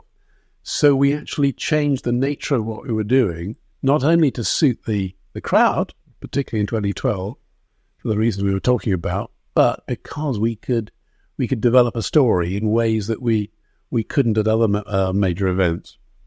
Sounds fun. But that brings me onto our next point. I wanted to ask, what's it like going to the Olympics as a commentator? It's really exciting. Obviously, it's the biggest show on earth. But by golly, there's some bureaucracy. Yeah. And because my first Olympics was Beijing, I naturally assumed that was a local thing, because the event was in China, who are noted for their bureaucracy. And I thought, never mind, we'll have all this sorted when we host it 4 years' time. Well, it wasn't. It was exactly the same amount of bureaucracy, which, because within a sporting federation, obviously I can only speak from a rowing perspective.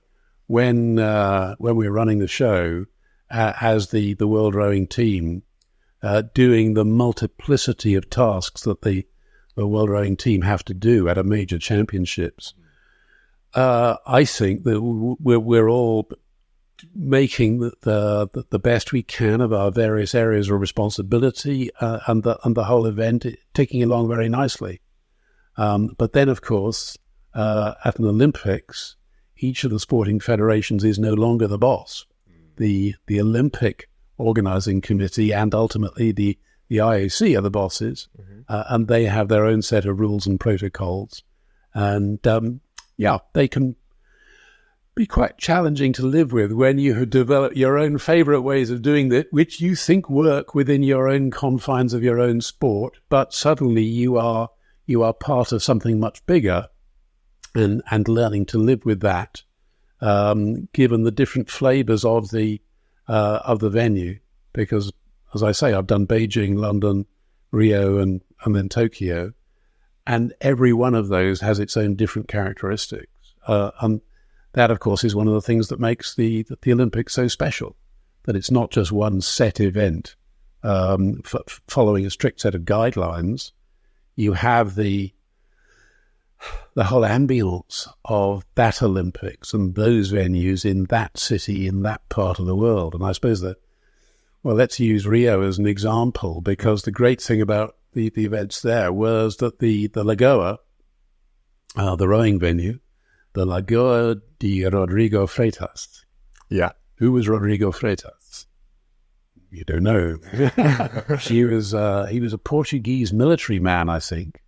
Because of course Brazil was a Portuguese colony, so the lake was named after this chap, and for obvious reasons we were all asked to call it the Lagoa Stadium, because Rodrigo Freitas was a little bit too difficult for everybody else.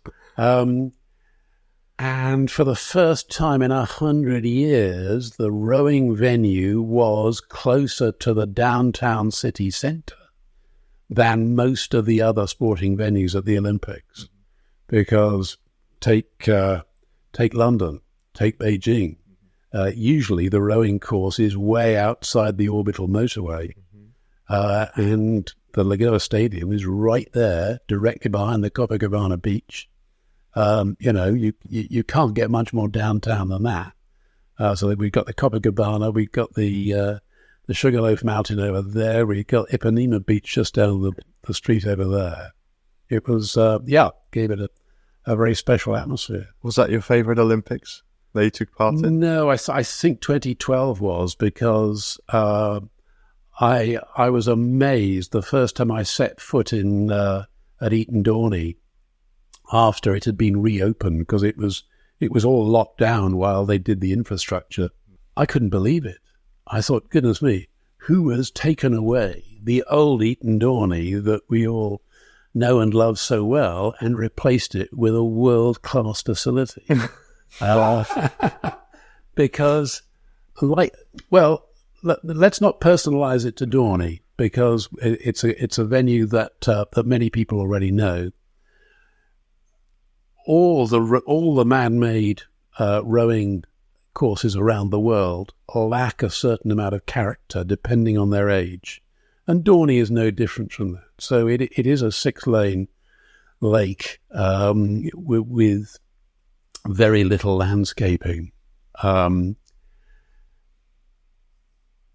and very little infrastructure, because infrastructure is expensive. So that was one of the reasons why it was built in the way it was. Yes, you've got that fantastic boathouse and conference centre down below the finish, and a small finish tower, very small by comparison with other finish towers at other venues around the world.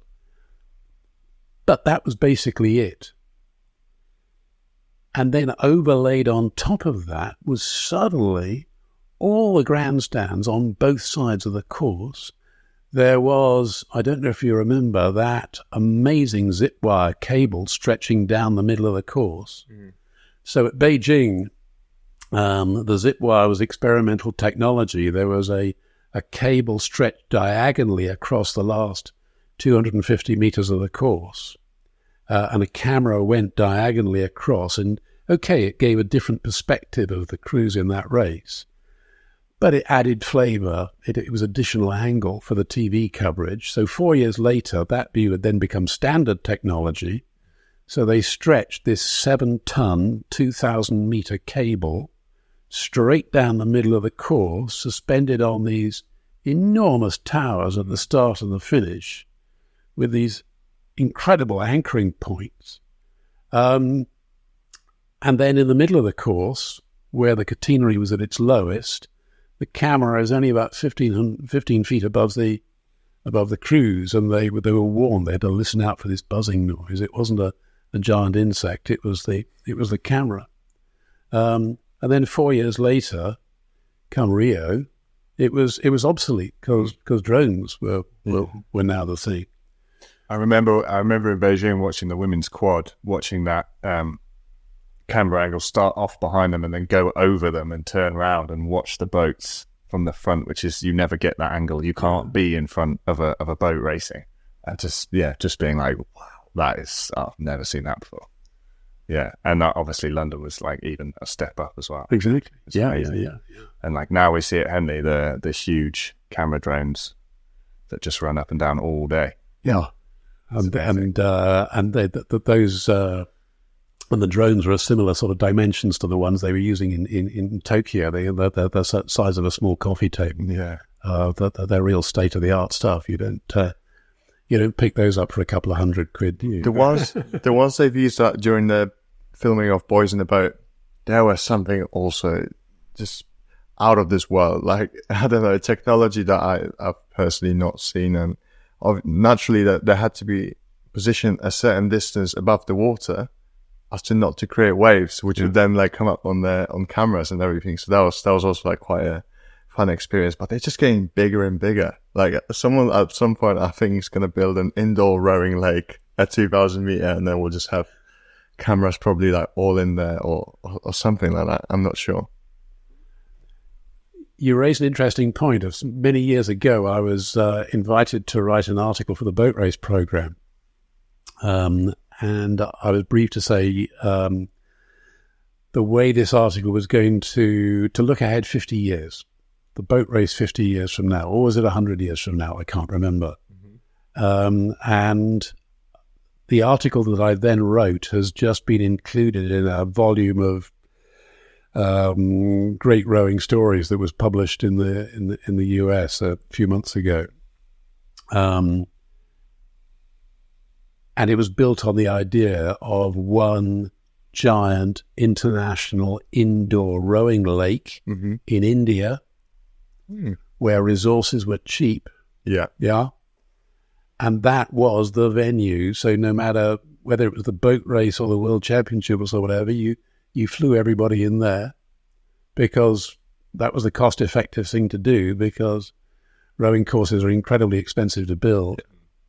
And this had become the de facto international rowing center of the world. You could have some standardized world record times. You could have Olympic records. Exactly. Conditions. You wouldn't have a wind factor at all. I don't believe there's a rower listening that hasn't had the discussion of what would it be like if we had an indoor course. I think how many times I've heard this discussion. Oh, but you'd have to have sort of air, and maybe you'd have a roof that would open so it didn't get too humid, and you could have a grandstand that was like on wheels that would follow the whole race. I talked about the roof and the grandstand on wheels. Yeah, everyone's done it. Now, here's a thing, grandstand following the race. In Nottingham in the old days, before the buses, there was a grandstand that followed the race. Amazing. Because one of the main, I was talking, wasn't I, about the guys, the local enthusiasts in the East Midlands who got the whole idea going, and one of the supporter, he wasn't a member of the organising group, but one of the keen supporters was a man who ran a local haulage business. So he would make available for each major event 2 of his flatbed trucks. And on the back of these trucks, he would get his guys to build a scaffold grandstand. Okay, it only held, 30, 40 people. And they would drive up and down following each race. I think, do they still do this at the Boss Barn as well? When I raced there at under 23s, it was like a haulage truck with the exact same thing with a grandstand on the back. That's in Amsterdam. Yeah. Yeah. I've commentated on the Boss Barn many times, but I haven't done it for 10 years since the Senior Worlds in 2014. Mm-hmm. Now, they did have a road train, because everybody there is sharing the same road. So the commentary cars and the coaches on their bikes and the road train. So it got quite exciting on that one road. Yeah, I bet. So I would have been there in 2011 when I raced. I'm thinking there must have been events that I rode at that you've commentated at. Oh, yeah. And certainly probably Nat Schools before I even knew what Leander was. There was, when I was commentating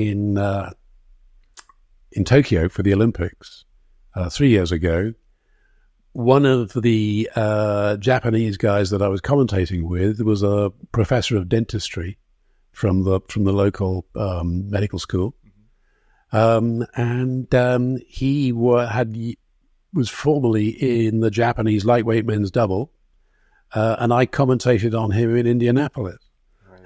Wow. It is such a small world, isn't it, the rowing world? Yeah. We shouldn't really be that surprised. It happens quite a lot. It's a really nice thing there. Yeah. I've got a question which is, I guess, the scope of it goes a little bit outside of rowing, but I wanted to ask it on sort of 2 grounds. One, were you ever interested in doing commentary for sports other than rowing, having done events which weren't sporting events? And 2, I imagine if every single country for every single sport at the Olympics had to have their own commentators, do you, as commentators, do multiple sports during the Olympics? Yes, I've been asked to do other sports. I've been asked to do other events. And yes, commentators at an Olympics often do more than one sport. So I was asked to do the swimming events at the Commonwealth Games in Manchester 24 years ago. And that fell through for reasons we need not go into. But I pointed out to them, look, I didn't know anything like as much about swimming as I do about rowing. And they made the interesting point, no, we'll tell you what we want you to say, Robert. We want you to say it. Mm. So they were looking for a voice rather than the knowledge. So they were looking for the anchor, not the pundit. Mm-hmm. So they would provide the guys who would have the specialist knowledge about that particular set of circumstances, that sport, that venue, and all the paraphernalia to go with it, but they wanted me to say it. Mm-hmm. In terms of commentating at an Olympics, it is common for, as most people know, the Olympics is basically a 2-week event. So you have one set of events the first week and a different set of events in the second week. And because media accreditations are very hard to come by, even if you work for one of the major national broadcasters, so be it at BBC or NBC or whoever, you will have a certain set number of accreditations, and you need to make best use of your accreditations to cover as many sports as you would like to do, given your national interest in the different disciplines that are out there. Mm-hmm. And my good friend Rob Curling, that I've worked with many times over the years, went off to cover the Winter Olympics for a sport that he did know something about. I mean, actually, his main interest in the Summer Olympics is the racket sports. So he's just finished doing the French Open, for instance. And he was sent off to the Winter Olympics to cover the curling. And he said, "This is Rob Curling covering the curling." And he's dined off that one ever since, because he didn't know anything about curling, but he did, he was making good use of an accreditation, mm-hmm. and he needed, to do his homework, and he needed to tie in with guys who did know the sport, who could gen him up on all the important aspects. One I sort of comes to mind that reminds is John Inverdale, who you were here at Wimbledon and major competitions now. And I sort of think, I remember when I was like 8 and this guy just used to do World's Strongest Man. I think that's like the first thing I ever saw him on. And it was such a random niche little sport, but I sort of watched him do that. And then all of a sudden kind of see him pop up in these places. And you think, so yeah, there must be, like you said, a structure to it, the pundit and the... Yeah. You're showing our relative age there, Tom, because I remember John. I've worked with him, and I've known him do many, many other things before World's Strongest Man. There you go, yeah. But, it's a matter of using the right voices for the right occasion, isn't it? So when we had Martin Cross on a couple of months ago, he spoke about how when he first got trained to, when he first started thinking about getting into commentary, like one of the examples that you'd follow was from football. I think the other commentator, the lead commentator that he's worked with, had a background in football, and Martin said that he's taken a lot of the excitement and the enjoyment and the inspiration for what he's doing from those types of sports. I was wondering, what do you think about Peter Drury's commentary of major football events? And I don't know, could rowing sustain something like that? You're asking the wrong guy, because I think the number of times I've watched a football match from beginning to end could be counted on the fingers of Captain Hook's bad hand. I have absolutely no knowledge or interest in football unless, it's the Euros or the World Cup or whatever. Mm-hmm. But what you do say about the way in which Crossy picked up his skills, mm-hmm. Comes back to the point that I was making about looking around for guys you admire whose style and characteristics you're looking to emulate. Mm-hmm. And that's precisely what Crossy's done, to use what he picked up from football guys that he worked with previously to, channel his output in the way that we all know and have appreciated all over the years. Mm-hmm. I was going to say something then, and while I was talking about, now this is something else that happens when you're doing commentary or indeed any speaking engagement. Your mouth is coming out with certain words, and meanwhile a thought is transferring itself from one ear to the other, and what you'd like to do is to capture that thought and store it away until the next time, until you've finished, and then you can retrieve it and then say it. What I was going to say in respect of the way in which Crossy has picked up characteristics from the football commentators, mm-hmm. reminds me that actually football commentary is one of the very few career paths that is already in existence on a professional basis which doesn't help us in rowing. Because people down the years have said, Robert, what do I have to do to get to do what you do? And I have to say, quite honestly, I don't know. Because if you go along to, I don't know, your careers master at school and say, I want to be a sports commentator, then generally speaking, the advice will be to go and do a degree in journalism. Having done that degree, you then write about your sport, and 99% of that has to be football, because 99% of sports journalism is about football. Yep. And then having earned your merit awards for your writing, you then may get the chance then to commentate on football. But if you have no knowledge or interest in the round ball game, that's not going to stand you in good stead, which is where we come in. Because rowing, like it or not, in whatever nation in the world you are, is a minority sport. Yeah. And we did an exercise some years ago where we ranked the different sports in a sort of league table. So football is on its own in Division 1.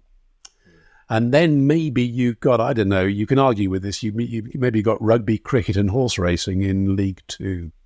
And rowing is probably in League 5, yeah? So we, within our sport, are going to have to do what it takes to promote it ourselves. And that's what I've been involved in my whole career, whether it's writing or photographing or commentating, because within our sport, whether we're on or off the water, we are trying to make the best of things to promote what happens in our sport to the outside world. So that's why I hit upon the idea of developing a training program, and the fact that I have run the comms team at various major events has given me the vehicle to allow me to do that reasonably successfully, I'd like to think. And so what it involves is generally a training day in the spring, March, April time, which is a theory day, a classroom day, and it's often here at Leander. And I run it with Peter O'Hanlon, that I work with internationally now. So Peter is the de facto tower announcer for World Rowing, and I'm one of the race commentators. So we bring our different skills to teach people what we think it's all about. And we actually break it right down. You know, what are you trying to do and how are you trying to do it? And we will then actually run people through various exercises. I was talking about, identifying commentators that you admire and why. We do other exercises to teach you how to paint word pictures. So you're commentating on a scene that nobody else can see, and then they open their eyes, having listened to you, and is what they can see actually what they had in their mind while you were describing it. We'll do a before and after race commentary. Okay, this race is yours. We've given you some notes on the various competitors. One of the races we commonly use is the 2019 World Champs Single Sculls final, because a lot happens in that race. We run the video, and then we can now go over to Piotr Kolaski, who will give us the running on the race. Bang. And when people are live for the first time, that's quite an eye-opener, But generally, we do this in a closed room, so the only people that know what happens is the candidate and me. Have you ever had? And I'm not going to tell people what's happening afterwards. Have you ever had anyone accidentally give away the ending because it's an old race? Oh yeah, but then you see that's the other thing, because the after. Generally, we do that after the event. We say, look, right, you've had your training. Now I'm going to show you the URL for another event, another race, and here are your notes for that race. And then send us the recording of your race commentary. You will have the advantage, which nobody else does, of knowing how things turn out in that race. Because generally speaking, when we commentate on a race, you don't know who's what before they start, but you will. And some people say, no, I'm not actually going to cheat, and I've never known this race before. So I'll just go for it because it'll be more natural that way and more power to their elbow. But I don't really mind how they do it. But again, it's getting to use your voice in a structured way with the race overlaid on that structure. Do you ever try and avoid sort of absolutes in terms of making predictions? There was one I saw from the last World Cup where when Zeidler gets beat, and who was it who beats him? Simon van Dorp. Yeah, Simon van Dorp is about a length and a half down, and the commentator says there's absolutely no way he's going to beat Zeidler now. Yeah, about 2 strokes later. Because that's what's happened the last 15 races, and then all of a sudden you're proved wrong. Yeah, no, it is my belief that people expect you as a reasonably knowledgeable commentator to make a call on a race. Yeah? I think if people continually hang back from making a prediction, I don't think it reflects well on them. Yeah? You've got to put your money where your mouth is. Mm-hmm. And obviously you'll get it wrong. And it's a commentator's nightmare, isn't it? Yeah. Well, this one looks as though it's in the bag. Oh, no, it's not. But that's the sort of joy of it, isn't it? At the same time, it's nothing always goes to plan. Otherwise, It wouldn't be worth watching. Yeah. On the flip side of that, a viewer might think, oh yeah, this race is in the back. Oh my God, what is happening? Like, even the commentators didn't see that coming. That must have been something incredible. I mean, and that's where, I don't know if you remember the 2019 Single Sculls final. I don't. The order in which they crossed the 1,500 metre mark, or even the 1,750 mark, was completely different to the order in which they crossed the finish line. There was a complete reshuffle. Mm-hmm. It was an amazing race. Or the other one that I sometimes use is the final of the men's pairs at Sarasota in 2017, when the Italian stormed through the field inside the last 250 to take the goal. So there's I try and use a video where there's plenty of excitement. Sorry, I was going to say that. So that's the boring bit, if you like. That's the classroom day, and then we then invite people to join us at the team at Nat Schools, and they're working either in the tower or in the car alongside a more experienced guy, and they get the chance to use their voice on real races, possibly for the first time, with that sort of classroom knowledge at the back of their mind. And unfortunately, Peter and I are quite busy chaps, and we didn't have the opportunity to run a training day this spring. So the people that we used, for whom it was their first year last year, it was their second year this year, and boy, have they come on. It was really fantastic. Some had commentated on more events than others in the interim, because we, after their first tryout, I say, right, go and bang on the door of your nearest regatta and say, hey, I'd like to help with your commentary. And most people will welcome you with open arms. So some people had done that more than others, but whether they'd done it more or less, they came into Nat Schools this year and suddenly they were a whole lot more fluid, more eloquent, and generating the excitement of what was happening out on the water, which brings in another characteristic that, comes back to football and excitement, that what you were talking about. Mm-hmm. It's my belief that you need to allow your delivery to match what's happening on the water and the different stages of the race. So through a race, you will increase your delivery, especially if it's a close race. Mm-hmm. And through a regatta, you will increase your delivery, a world champs being a classic example.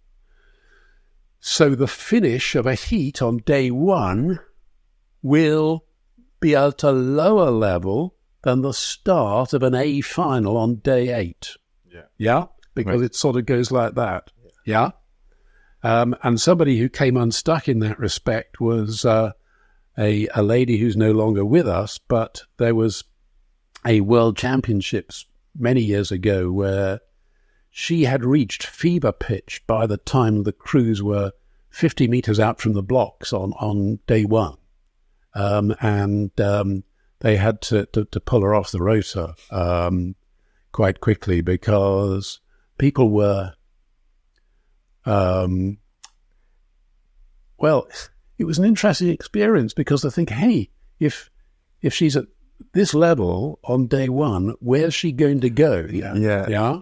And it was an uncomfortable experience in some respect. Would you say it seemed disingenuous? Oh gosh, no, because it wasn't a conscious thing. I feel sure. Maybe it was the nerves, the excitement was running away with them, and so that to that degree it was understandable. But again, it's be excited by what's in front of you.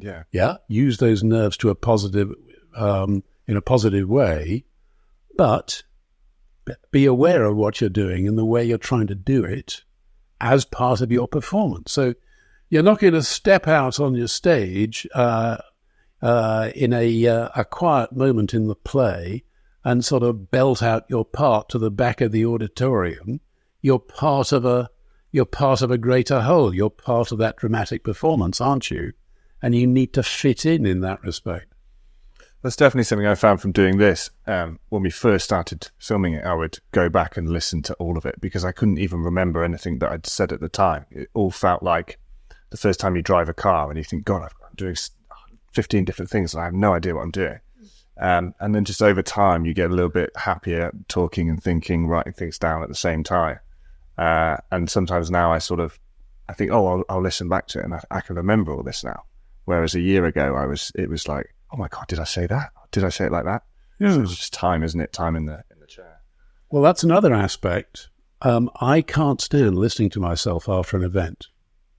I should, because I can learn from it, but I don't like watching myself on screen, and I don't like listening to myself. No, I don't like it. No. Yeah. But for me, it's my rowing brain. It's my video analysis, right? It's how I can make myself better. To pore over all the mistakes I make. Yeah, it's a difficult head to be in. I find that it's really difficult for me to actually hear myself as if I didn't know who I was or what I said and what was still in my head at the time. So I will have a completely different reaction listening back to something that we've recorded a year ago versus like last month. Like last year when I would edit a podcast, I would say, that's a ridiculous thing to say. Why would you say that? Why did you even open your mouth? Whatnot? And now I'll be like, that's a good point. That question fit in within that podcast because I couldn't separate the self from what was being said.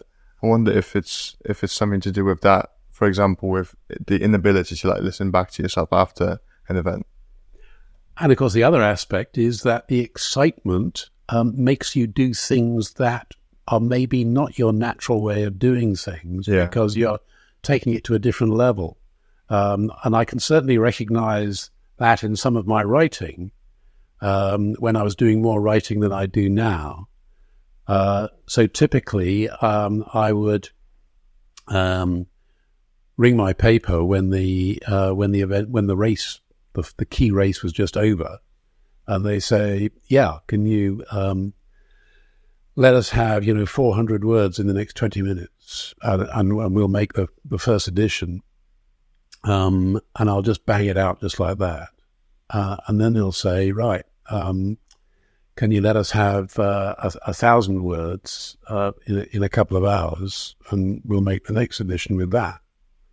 And then I'll look back on it later, and the stuff I had to splurge out quickly, just emptying my brain, was written in a completely different style to the considered piece that I did with time on my hands. Yeah, it's interesting. But then that's the skill, isn't it? Of you can't always take all the time you need. You can't always think, I could write a fantastic 2,000 word about this, but that's not the job.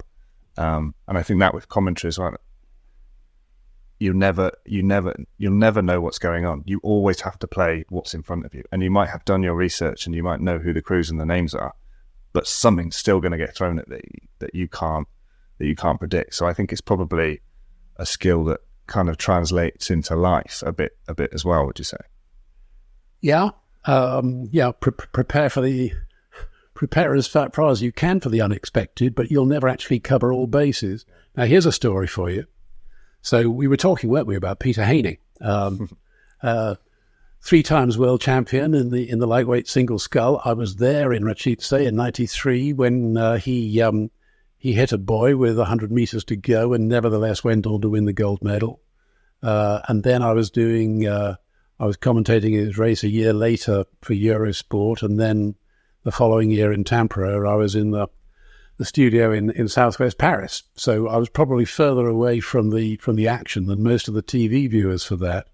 But because for Eurosport I was commentating off tube, I just got the TV picture. Mm-hmm. I had no idea of any of the surrounding information, which when I'm being driven up and down the course in my own car, I can look around and see what's happening and the way it's happening.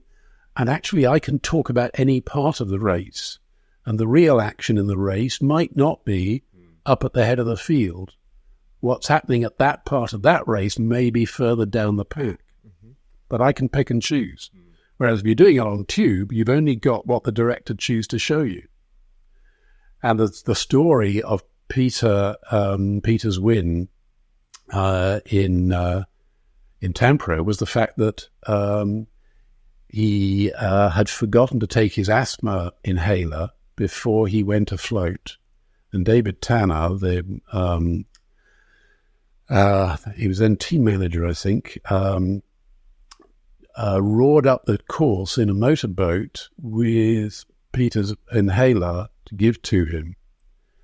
And despite the fact he'd only just taken the Ventolin just before the start, I assume it was Ventolin, he nevertheless went on to win the A final, the gold medal, retain the world championship for the 3rd time, and then he collapsed in his boat and had to be lifted out of his boat into a rescue rib. Now, I've known Peter for some years, and he's a real character, isn't he? Mm-hmm. And I'm thinking, now, is Peter seriously unwell because of the asthma incident and the late taking of the inhaler coupled with this supreme effort? Or is this Peter being the showman again? And I didn't know what was happening because the camera wasn't showing me that. All I know was that he was towed off. And I had to say something with a live microphone in front of me. And so what I said was, I don't know what's happening here, but it doesn't, for whatever reason, it doesn't look like Peter's going to make the medal ceremony. So I was trying to sort of bridge the gap between what I imagined could be happening with what was actually happening.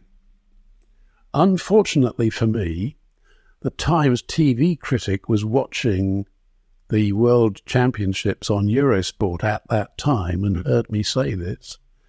And my quote hit the front page of the sports section of the Times the following morning as an example of sport commentary that didn't quite hit the mark, because he actually rang the studio in London, the Eurosport studio, and then the Eurosport studio in London put them through to me in the office in Paris. And his first question was, Robert, where are you? Oh, I said, well, I'm in Paris. No, he used it to illustrate the point that because Eurosport commentators then, I don't know what they do now, put them further away from the action than the viewers, then this is the risks they run in not being able to tell the full story. Yeah, absolutely. And again, you can tell from yesterday, like, well, there's not much else going on, but I can see the water's calmed down, or I can see the grass blowing, I can see it's gusty. There's so much more around the outside of specifically what's on the camera. That's really interesting. I also noticed earlier, whilst we were talking about commentary, you lost your place, but then just filled the gap by saying, oh, well, this is also a common thing that happens. And sometimes you lose your place, and you explained it and completely filled the gap that gave yourself time to remind the bit that you were already going to say. And I was like, oh, that was really classy. That's a very subtle skill. Yeah. I'm glad you spotted that. Because again, Yes. So you say something that you don't have to think about, which allows you to reformulate what you really want to say as the next section. Yeah, but also to not be embarrassed about talking about something that happens to everyone. Oh, I've lost my pace. That's part of what happens. And that was interesting to watch. And the other characteristic that is useful, and thanks for reminding me, I'm wishing it, is the use of silence. Yes. You don't have to be talking all the time. You can pause for dramatic effect, because suddenly you're bringing your listeners down, or bringing them back up again. It's again reflecting on what's happening, because you do hear people, typically early in their careers, who feel absolutely driven to say something all the time without any sort of break, without even pausing for breath. And by golly, after a bit, it becomes exhausting to listen to, let alone for the person who's actually doing it. You see what I mean? Yeah. Well done. Sometimes it's hard to do things the wrong way, isn't it? After you've been doing it the right way for so long. That is so brilliant, and it's true. And also, I'm amazed because I was literally about to ask you, like, what do you think about like pauses and silences, like how to make them less awkward during commentary? But you've just gone directly into that. They're only awkward for the way you feel at the time before you learn to use them appropriately. That's wise words. Yeah. Very wise. Because there's a perception that what is a pause of actually only 1, possibly 2 seconds sounds in here like about half an hour. Oh my gosh, my audience is going to have forgot what I'm talking about. No, they're not. They're glad of the rest before you say the next sentence. Yeah. That's great. It's really amazing to listen to you speak in general, but also just to hear about all this sorts of stuff. I wanted to ask then, for anyone else who was interested in getting involved in your training, what would they do? Is it open to people who are... Absolutely. We have now run, although I mentioned the course each spring, we've run other courses. So again, in the last few years, for obvious reasons, we've run hybrid courses. So people don't have to be in the room with us, although there are obviously advantages to being in the same room. But a group of would-be commentators from Australia and New Zealand asked us to put on a course for them at a time to suit them. So we ran it at 6 o'clock in the Sunday morning UK time for a couple of hours.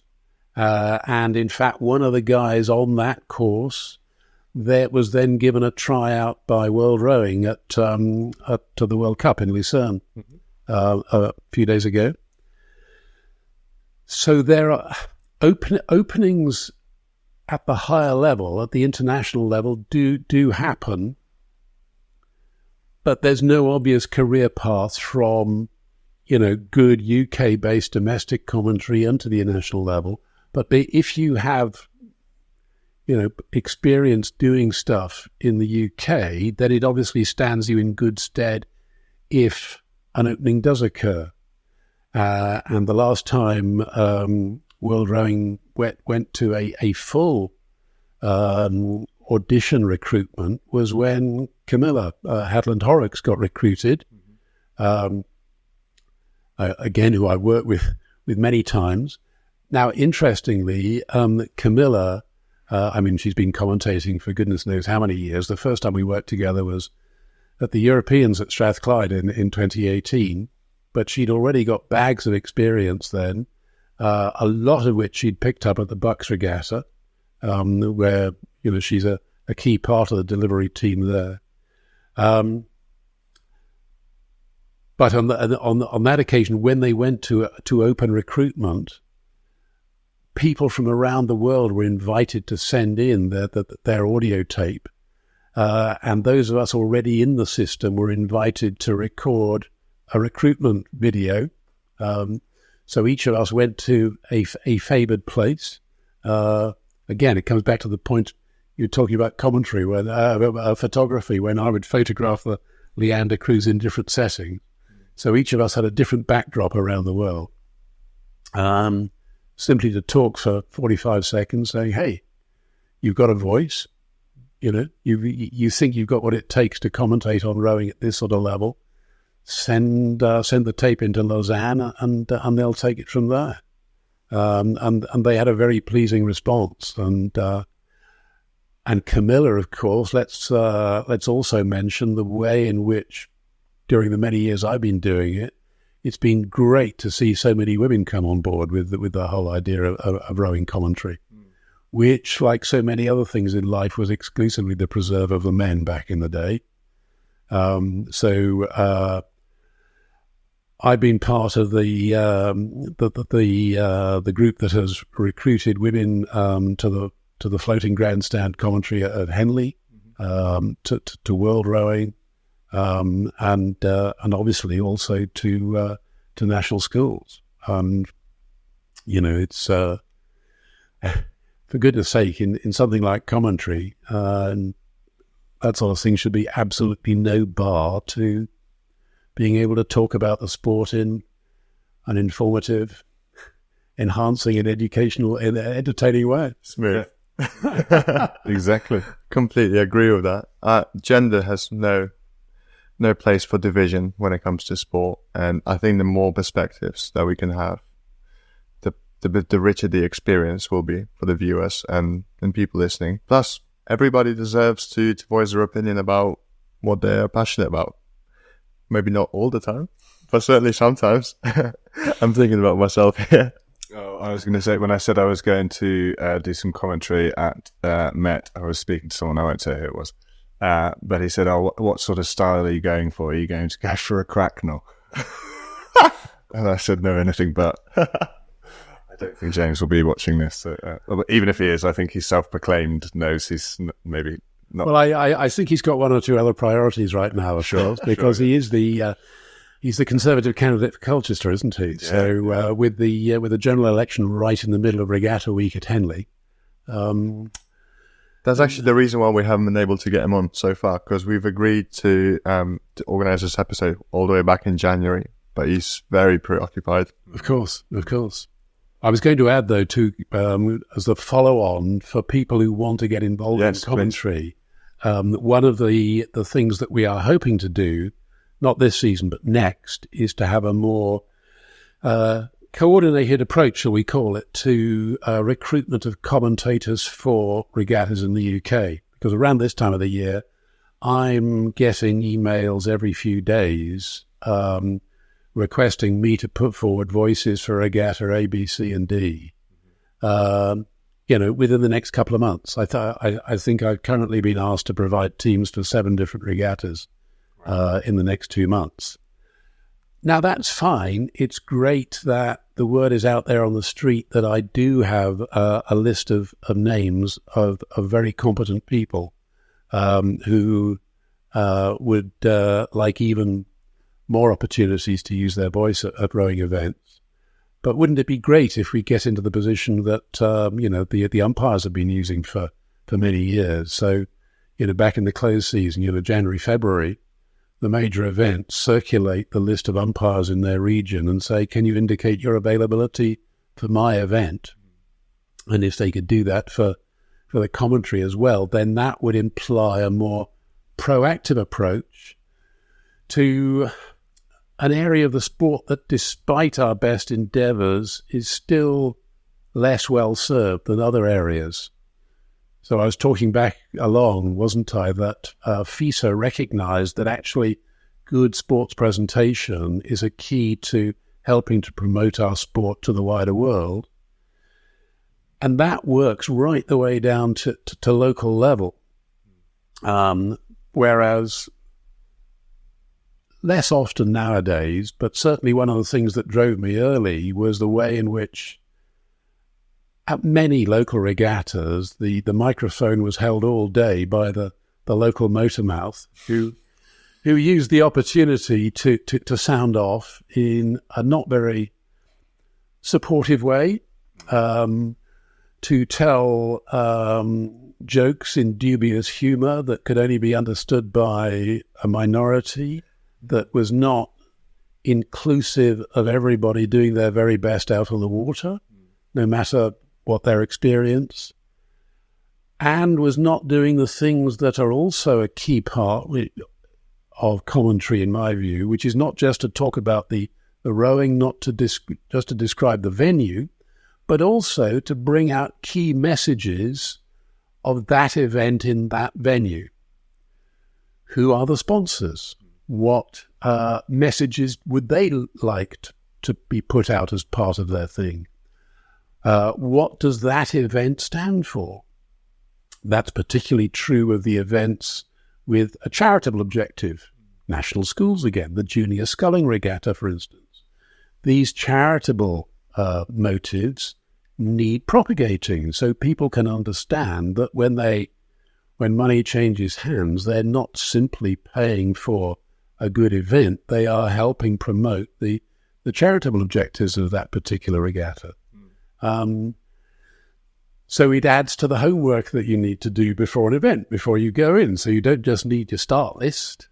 You need all the background knowledge in an ideal world, which hopefully, come the revolution, regatta organisers will have done their advanced planning in terms of recruiting the right commentators to fill the gaps at their event, and then to provide them with enough standard material to overlay on top of the race commentary that they're going to do. Yeah. Yeah, and I mean, there are only going to be more and more events. The technology's getting a bit more cost available. Smaller events that never would have had live feeds and multiple cameras are now having it. So yeah, and it's becoming more affordable because of the price of technology is coming down, isn't it? So yes, of course, there are events where you've got a tower team, and you've also got two cars going up and down with commentators on board and maybe video cameras mounted on top of the cars, etc. But at the other end of the spectrum, there are still countless regattas where you've got one man with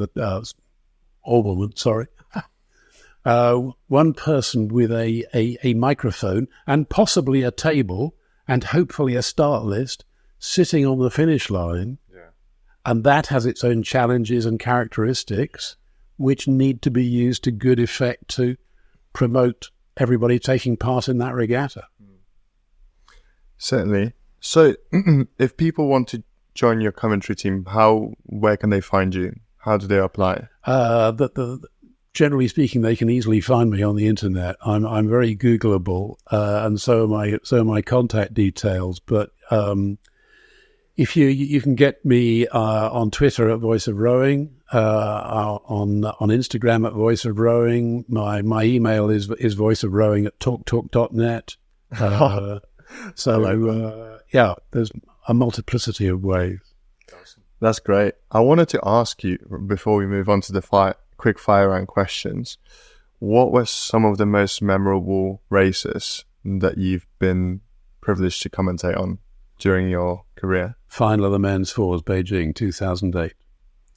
The most memorable, because there was the GB men's four, another of Jürgen's crews, widely tipped for the gold medal. And the Australians led them all the way down the line. And I was right alongside that race in my car, and I could not believe what was happening in front of me because that was not part of my script. And then with 2:50 to go, Andrew Triggs Hodge in the stroke seat, lifted the rate to 45. Now, any ordinary crew at that late stage in a race, when the rate goes up to that sort of level, then the work tends to fall off, and not a lot happens. But the guys behind him just responded, and I was talking to Steve Williams directly after the race because I caught up with him on the raft where the hot interviews were happening as they came into the shore for the first time. And Steve said, I really don't know where that came from. It was his view that they found things out about themselves that they didn't know existed. Because, the race went up to 45. Suddenly, unknown reserves of energy came in, and they stormed past the the Australians and won the gold medal, as we all know. Yeah, I think that's a great thing about high-level sport in any sport is that you never really find out what you're made of until you need to show yourself. And I think you put yourself in those positions where you achieve things that you otherwise wouldn't. But we definitely have to speak to him about it. I think we're talking to him soon.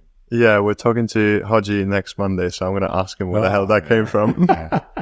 That's going to be great fun. We're really looking forward to that. Let's do some quick fire round questions. This will be interesting. Just to finish up. Yeah. Out of all the rowing venues that you've trained at, raced at, visited, or commentated at, what are 3 of your favourites?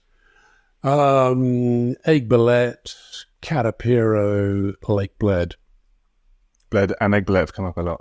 I need to get to Aiguebelette. Everyone, loads of people have said that. The trouble is that there will no longer be a world-class rowing event at that venue because of the Green Lobby in that area. When we last had the Worlds there in 2015, there were a lot of local protests about the infrastructure that had been laid in for the World Championships, and that's not going to go away. Maybe good for the beauty of the event, not so good, but of the lake, not so good for rowing. Sure. Yeah. If you were to repeat one race or relive an event again when you're 80 or 90, what would it be and why? Oh, golly. I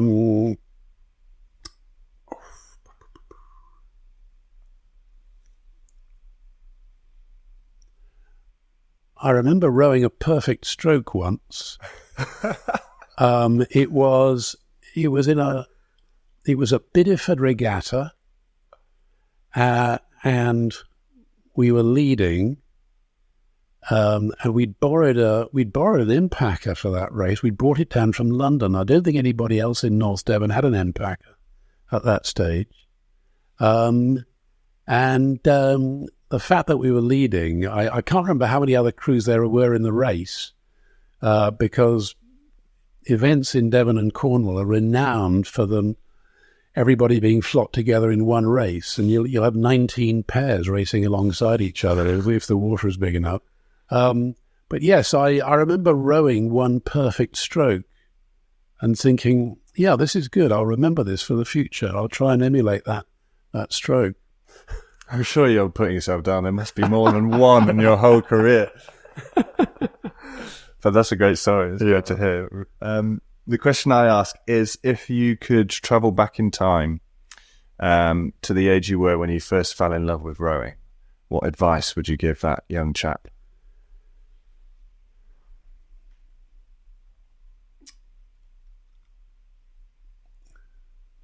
Try to reach a better balance between your various interests, which include rowing. Because I've failed more exams in my career, thanks to rowing and various other interests, than most people have had hot dinners. Now, you might say, hang on a minute, Robert, you qualified in medicine and you reached a fairly senior position in your profession. And medicine is not known for its lack of exams. But yes, I've had some interesting situations. So it's been a two-edged sword, the fact that I have so many interests in various aspects of my life, including the rowing. Like I said before, it makes you such a doctor. We've spoken to many of them, and they all seem to fill up their entire life, despite also having this career that's incredibly busy.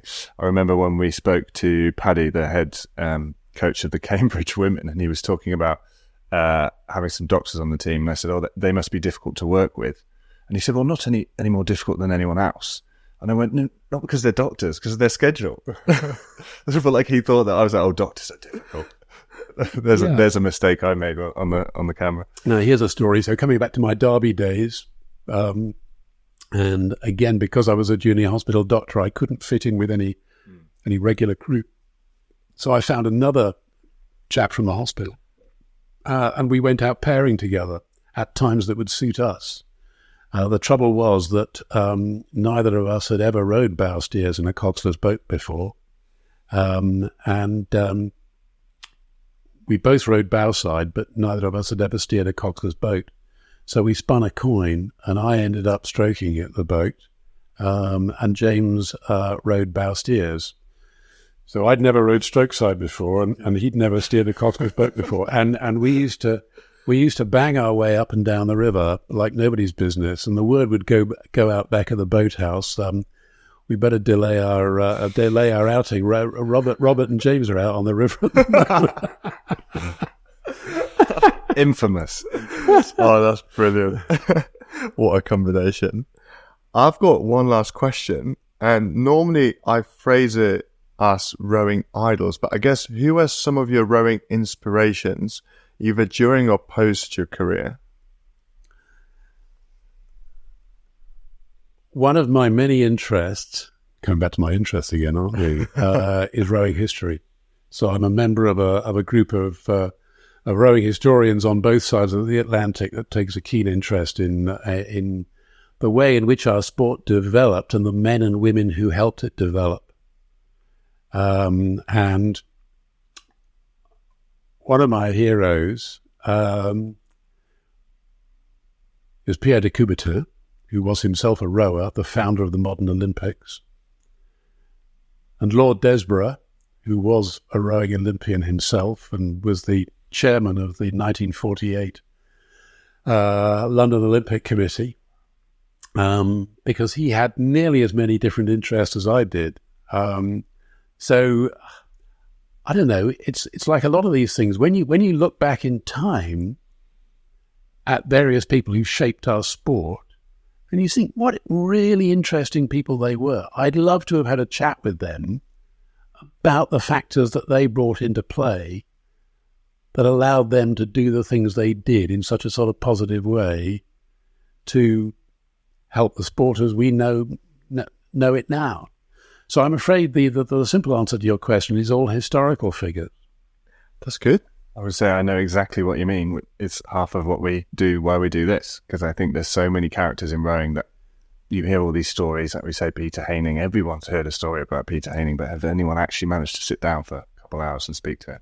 I've got to ask one more question.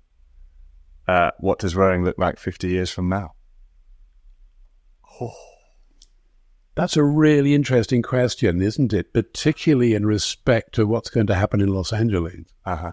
Where, as most of the people out there will know, the course is only going to be 1,500 meters long for the 2028 Olympics.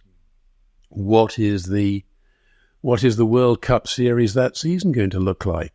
Are we going to be going back to intermediate starts I think again? Someone told me, I might be wrong, I think World Rowing has said that no other events will be run over 1,500 meters. And that makes sense because it's incredibly expensive, both in time and money, to put an intermediate start in.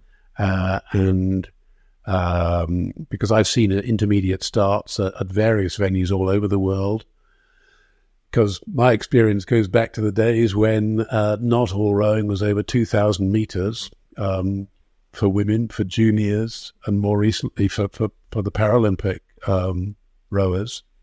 But thereafter, if, because I'm not saying that a 1,500 meter course takes 75% of the resources to build a 2,000 meter course. I'm sure that the maths isn't quite like that. The nature of the sport is roughly the same. It's still an aerobic sport. Are there things that people will want to take forward from there? But then, of course, we have the whole issue of coastal rowing, of beach sprint rowing, that are proving such attractive additions to our sport from a television point of view, if nothing else. Because if there's one thing that you do learn from working at the Olympics, is the fact that TV is king. If TV wants that whole city moved 50 paces to the left, then that will happen because TV wants it so. Yes, television audiences and catering their needs absolutely rules the roost. So it will be a very different sport, and we're already seeing the beginnings of that.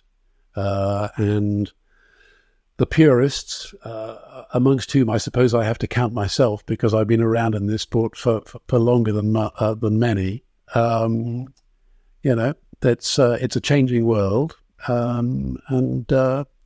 We have to adapt that in ways that suit everybody who wants and hopefully will continue to be part of our sport.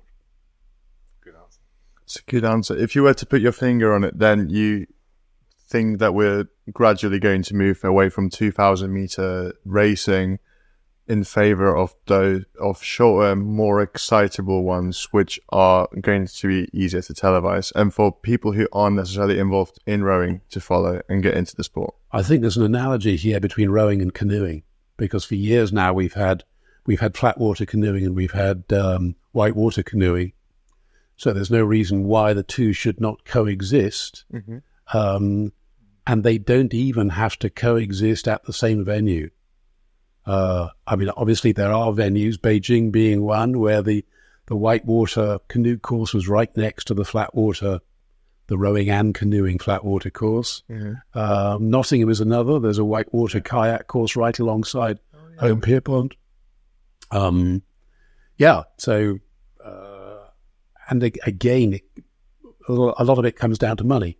The International Rowing Federation, World Rowing, does not have anything like the same sort of resources as many other much more wealthy sports, and that money needs to be used wisely given the priorities and principles that those who take part in our sport would like to see for its future development.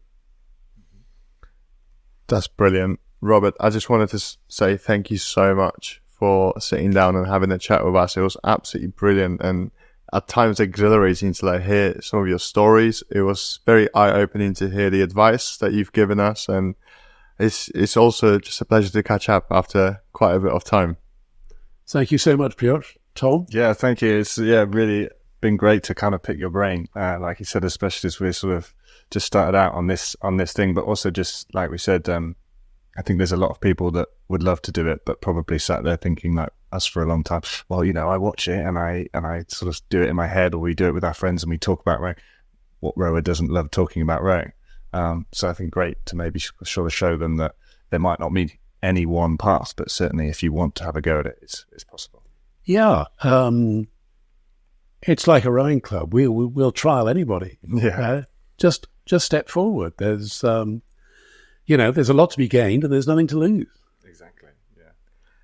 Yeah. If possible, at some point, we'd like to have you on again on the podcast. But as for today, this concludes everything for this episode. So on that note, easy there. Cue the music.